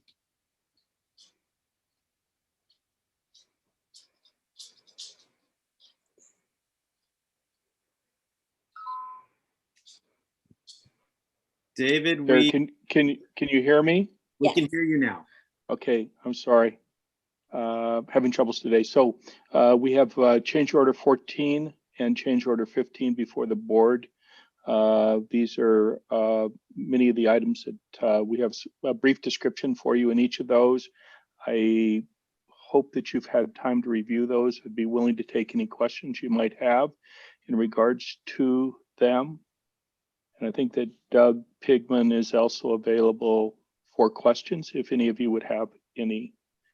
He was having struggles at home with Wi-Fi, so I don't know if he was going to be able to join us this evening. Okay. I had one clarification I just wanted to make sure I understood was that both of these are still amounts that are within our contingency funding and not additional outside of our contingency, correct? That is correct. Okay. Yeah. So let's see, first off, were there any questions or comments from board members for change order 14, which was, looks like $65,027.57. And it looks like it addresses 1, 2, 3, 4, 5, 6, 7, 8, 9, 10, 11 items, correct? Yes. Yeah. No questions or comments? No? Okay. How about change order 15, which was, sorry, board book is being slow for me. An amount of $41,483.12. Any questions? Okay. So both of these are looking for action from us tonight. Yes, ma'am. So I will entertain a motion if someone wants to do that. Thank you, Director Aganaga. Make a motion to approve change orders 14 and 15 as recommended by staff. I just want to clarify, Director Allen, do you need those in two separate ones with the amounts listed or no? I think that's good enough for the intent. Okay. I was just trying to keep them separate for clarity, but I think that meets the intent of what we're looking for. Okay. So motion on the table is to approve change order numbers 14 and 15 to Girding Builders as presented. Director Aganaga. Aye. Director Ward. Aye. Vice Chair Thompson. Aye. Esperanza. Aye. And I also vote aye, so that approved unanimously, if I could talk. I always feel like I need to ask, and I haven't done this yet. Esperanza and LJ, do you want to be called student directors Herrera Moore and student director Carmichael, or are you okay with us calling you by first name? First name's fine. I feel like it'd be more weird if I got called Herrera. Okay, I have a hard time even not calling some of the board members by their first names on occasion. I get known to do that, so I just wanted to verify. Didn't want you to feel left out of the formality of the whole thing if you felt like you wanted that. Okay, so both of those, boy, that was one of the quickest bond business report things we've ever gotten through, huh? Yes. So we're releasing David. That's all he was here for. That's it, and he's done, huh? We will go ahead and release him for now. All right. Thank you. And that brings us to our transportation facility information and both Russes. Yes, Mr. Buttram, we can see your face now, please. There we go. Beautiful. So, Madam Chair, members of the board, in your packet is much of the same information that we have presented in the past. It references our existing transportation facility and the inadequacies that we face as a district as a result of both the size of the lot and the age and condition of the building. We have been working for over 10 years to come up with a replacement. We have information in the packet with regards to what it continues to be the only viable option that we see. Since we have last spoke about this project, we have continued to look for alternatives, whether they be attempting to lease or buy something that's existing. But as you can imagine, the number of opportunities to meet the needs that are outlined are going to be pretty slim, as well as the desire to certainly be within the school district and centrally located. The more centrally located, the better. So staff brings this before you as new business this evening, with the information about options that the board might have with regards to moving forward. We have presented you with two project timeline options. They have to do with when the projects would be completed. One of them is referred to as a summer 2020 completion. The other one is a summer 2023 completion. They really have to do as to when we would start the ball rolling on the projects. We are asking for a go, no go on these options at your next board meeting in December.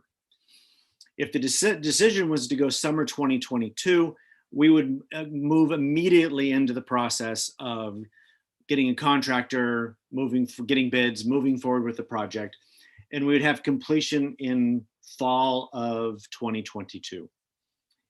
In the summer 2023, or I'll call it Plan B, we wait until May to start that process. and we conclude in the summer as opposed to the fall of 2023. There are pros and cons for both Plan A and Plan B. Plan A certainly gets the project done faster, and it gets it done a little cheaper. We anticipate that it would be done a little cheaper just as a result of construction inflation. There's Plan B does cost a little bit more. It allows, however, for a better time of the year to move in. Again, that's not a showstopper, but transportation would rather move in June and July as opposed to say, October, November. And as I think I might have mentioned, I believe I mentioned in the report, the summer of 2023, with us not moving forward until May, with the board then making a decision in June, that should allow us to get anything pertaining to West Albany High School behind us. The funding sources are not the same, but I understand there could be some concerns with regards to overall finances and those dollars that are available for those types of projects. So I just want to, I think that's an important point to make with regards to 2023, is it does allow for any continued concerns relative to that to be alleviated prior to the board needing to make award actual contracts. Those are the primary differences between the two. I would point out, it's not a number that you see in your packet, but because of the, well, actually it is a number you see in your packet. When you focus just on the total cost of the district, the estimated, the difference between Plan A and Plan B is $132,000. It's $132,000 I would rather have in my pocket, but there are other, there are some arguments as to why Plan B might be a better plan. Again, we're not asking anyone to make any decisions this evening, and I will stop at that point. If you have questions about the timeline or the budget, I'd be happy to answer those questions. If you have questions about issues with the existing facility, or perhaps some questions about what the new facility will provide, then Mr. Butcham is here to answer your questions. I have one quick question about the, remind us again so we have it in our heads, the funding for this is coming from which budget areas? It is anticipated that it would come from the construction excise tax. There's information about the construction excise tax at the bottom of the project budget in attachment C. We anticipate that there's, through this fiscal year, there'll be just under $5 million available within the construction excise tax. And we're looking to tap into 2.2 roughly of that amount. The rest of it would be financed and reimbursed through the state reimbursement that we would receive for the facility, or the construction of the facility. Okay. Thank you. I also saw Director Aganaga. Did you have an additional question or comment? I'm gonna go Frank Bricker on you for a second and give some history. Okay, Mr. Bricker. If you remember the survey that we did last year, the huge survey, transportation was actually one of the very top things that came up that was important to our students and to our families. And I believe that's one of the most truest things about our district. Transportation is absolutely important. These people are problem solvers. They are the people that really hold our small school district together most of the time. Mr. Buttram is an amazing administrator with balancing budgets and figuring out problems. This is a upgrade, or a necessary upgrade that the transportation facility needs. Too many school boards previous to us have kicked this down the road. It's not the greatest time in the world to build a new transportation facility, but it is the most necessary time to do it. I would encourage my other fellow board members to think seriously about approving this as soon as we can.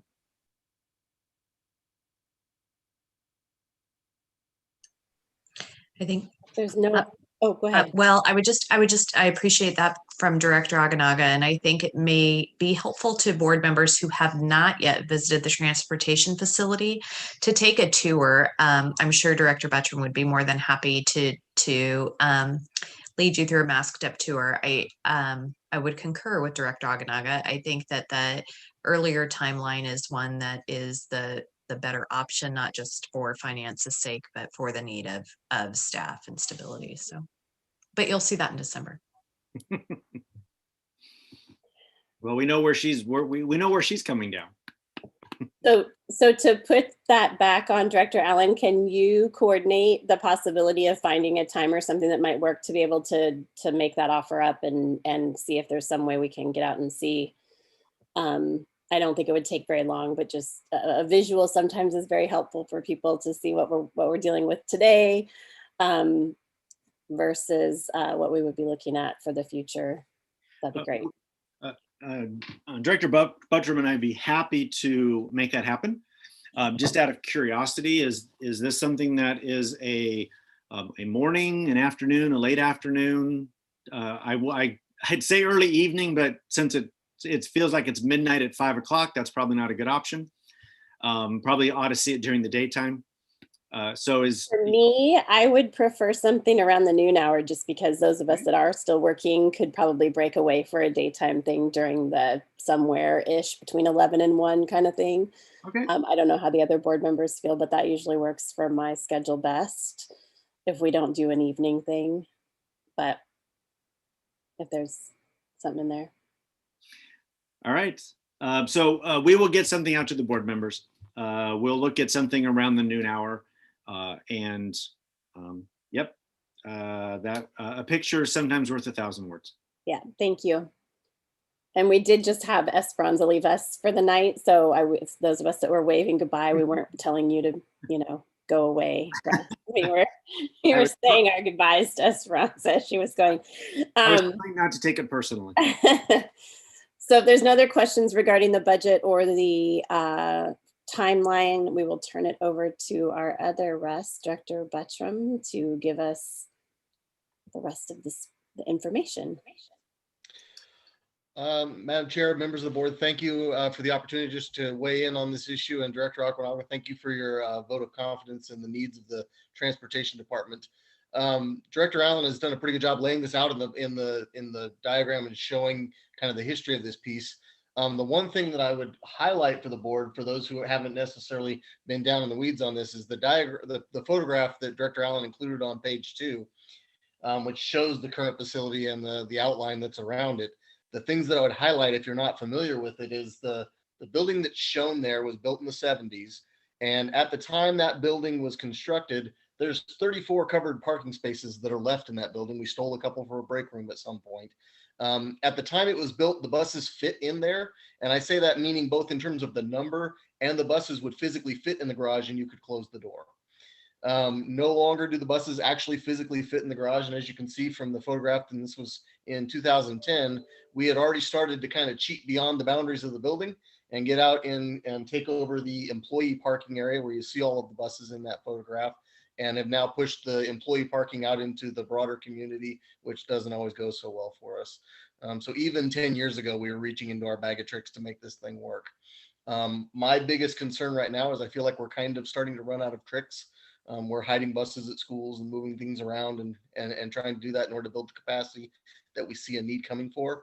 And if I could tell you exactly when things would break, that would be perfect information for you. But with a 2-year build timeline, I don't know that I can give you a 2-year warning on exactly when it's going to go, other than to say I feel like we're getting pretty close. And so I appreciate the board's recognition that we are getting pretty close on this, and I look forward to hosting a tour.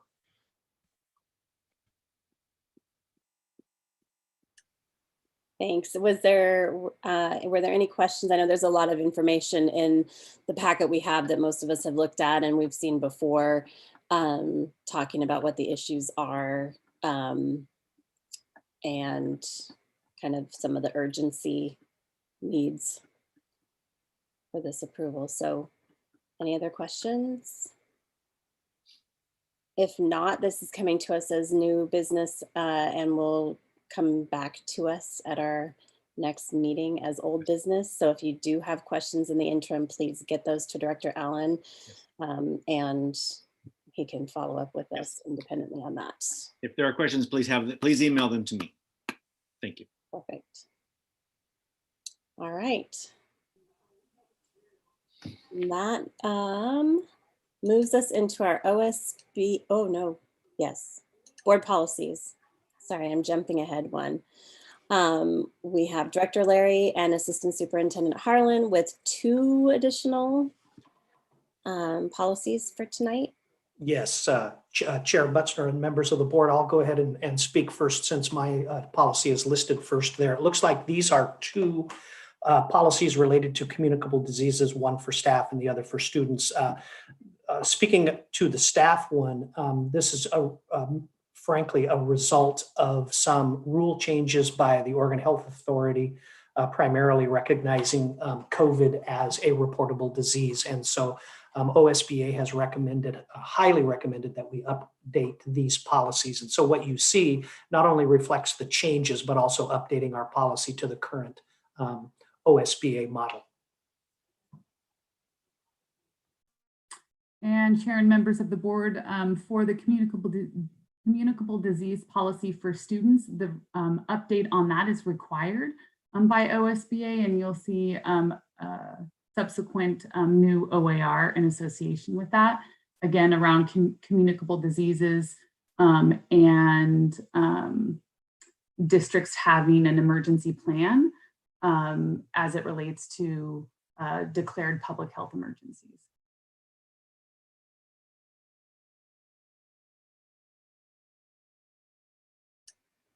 And do we have said plan, or are we working on said plan, or is the plan we have sufficient? Yeah, so many thanks to Rachel Smith, who is our kind of district health coordinator, and we lovingly refer to as Nurse Rachel, who's actually been working with us through since the spring. So we absolutely do have a communicable disease plan. It's updated every time the guidance from OHA and ODE are updated, as well as the 17 required protocols within that plan. Thank you for presenting both of those. Again, are there any questions we have now for these? None? I'm not seeing any. So again, if there are questions, those can be emailed to either Director Larry or Assistant Superintendent Harlan, and we will see those as old business at our next meeting as well. And then we are on to our OSBA resolution, and this was Superintendent Goff. It has your name next to it, but are we just reading this or presenting this? Yeah, so actually, if you have read this, it's just requesting, the Oregon School Boards Association is requesting that the board make a resolution to adopt the OSBA 21-22 legislative priorities. So these are the priorities on which, for which your Oregon School Boards Association leadership will advocate within legislative sessions. Were there any comments or questions on this one? Again, I know this is the first time we're seeing it, so if there are questions, please feel free to ask. Those can be directed either to me to forward or to Superintendent Goff, and we will take those forward. These are pretty self-explanatory, do come up every year, and then we adopt the resolution. So we will have that as old business next meeting as well. And there's no time frame on this one, correct? I assume December's fine. Okay. And the last one is our School Health Services Planning Grant. And I believe we have Nurse Rachel with us. Hello, everyone. Good evening. Thank you so much for having me tonight. And I'll try to make this brief. So as you all likely saw in your board packet, we have a brief overview of the School Health Services Planning Grant that we received from the Oregon Health Authority in January this past year. This grant is to help initiate sustainable partnerships with our community, help explore the needs for our school health services, and then develop a plan to address the needs that we identify. So our phase 1 of the grant began in January with our needs assessment process. And originally that was scheduled for January through July, but because of COVID, that's been extended through January of this coming year. And our phase 2 process also started in July, which is beginning the planning phase. So right now we're in that middle of needs assessment and starting our planning process. Right now, based on our needs assessment process that we've completed so far, we've selected to explore a school nursing model to help improve our nurse to student ratio and also offer greater support for our students. So we are intending to use this year's funds, which this year we've received $60,000 from the state to help fund our school nurse model. And that will continue for the next 3 years, at least at this point in time. And so we're intending to use that for a district nurse position. So I just wanted to bring this to you today to help make you aware of the grant that we've received and just what the process has been so far.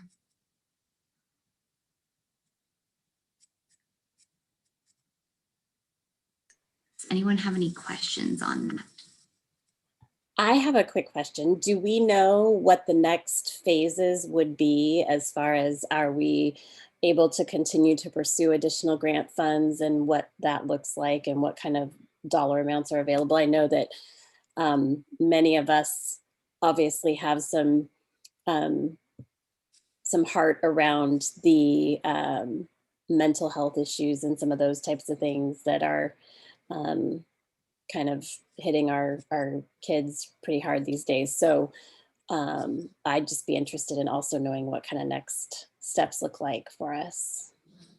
Certainly. So this year is planning, and then next year we begin into implementation, is what we have been told so far. This is actually the first time this grant has been offered. So we're some of the trial phase, I guess you could say, of the grant, and only, I believe it's 10 or 11 school districts received the grant in the state. So at this point, what they are intending so far from what's been communicated to us is that it would be $60,000 for this year and then 3 years following to help with this implementation for supporting a school nurse. And then during that time, we are also developing the district health coordinator position to help look into other grant funds that are possible, other community partnerships that we might be able to align to really expand what our whole school health services model looks like, to be able to do some outreach, because we have found with our needs assessment that there's a significant need for mental health and reproductive health, and along with care coordination for our community. So, great. Thank you for that. Were there other questions or comments from board members? Assistant Superintendent Harlan.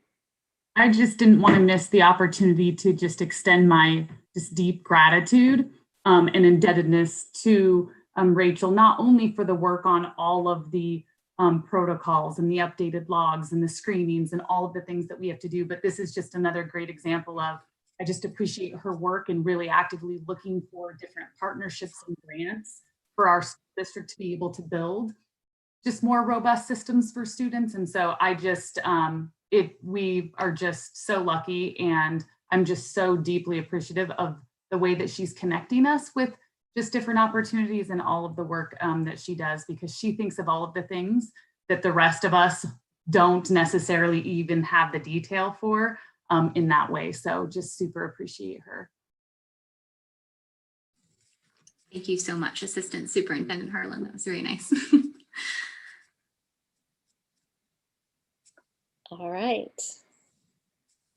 And I'd say ditto, because I'm sure all of us on the board feel the same way. So we appreciate her saying that. So thank you. And if any questions arise in the meantime, please feel free to email me. Great.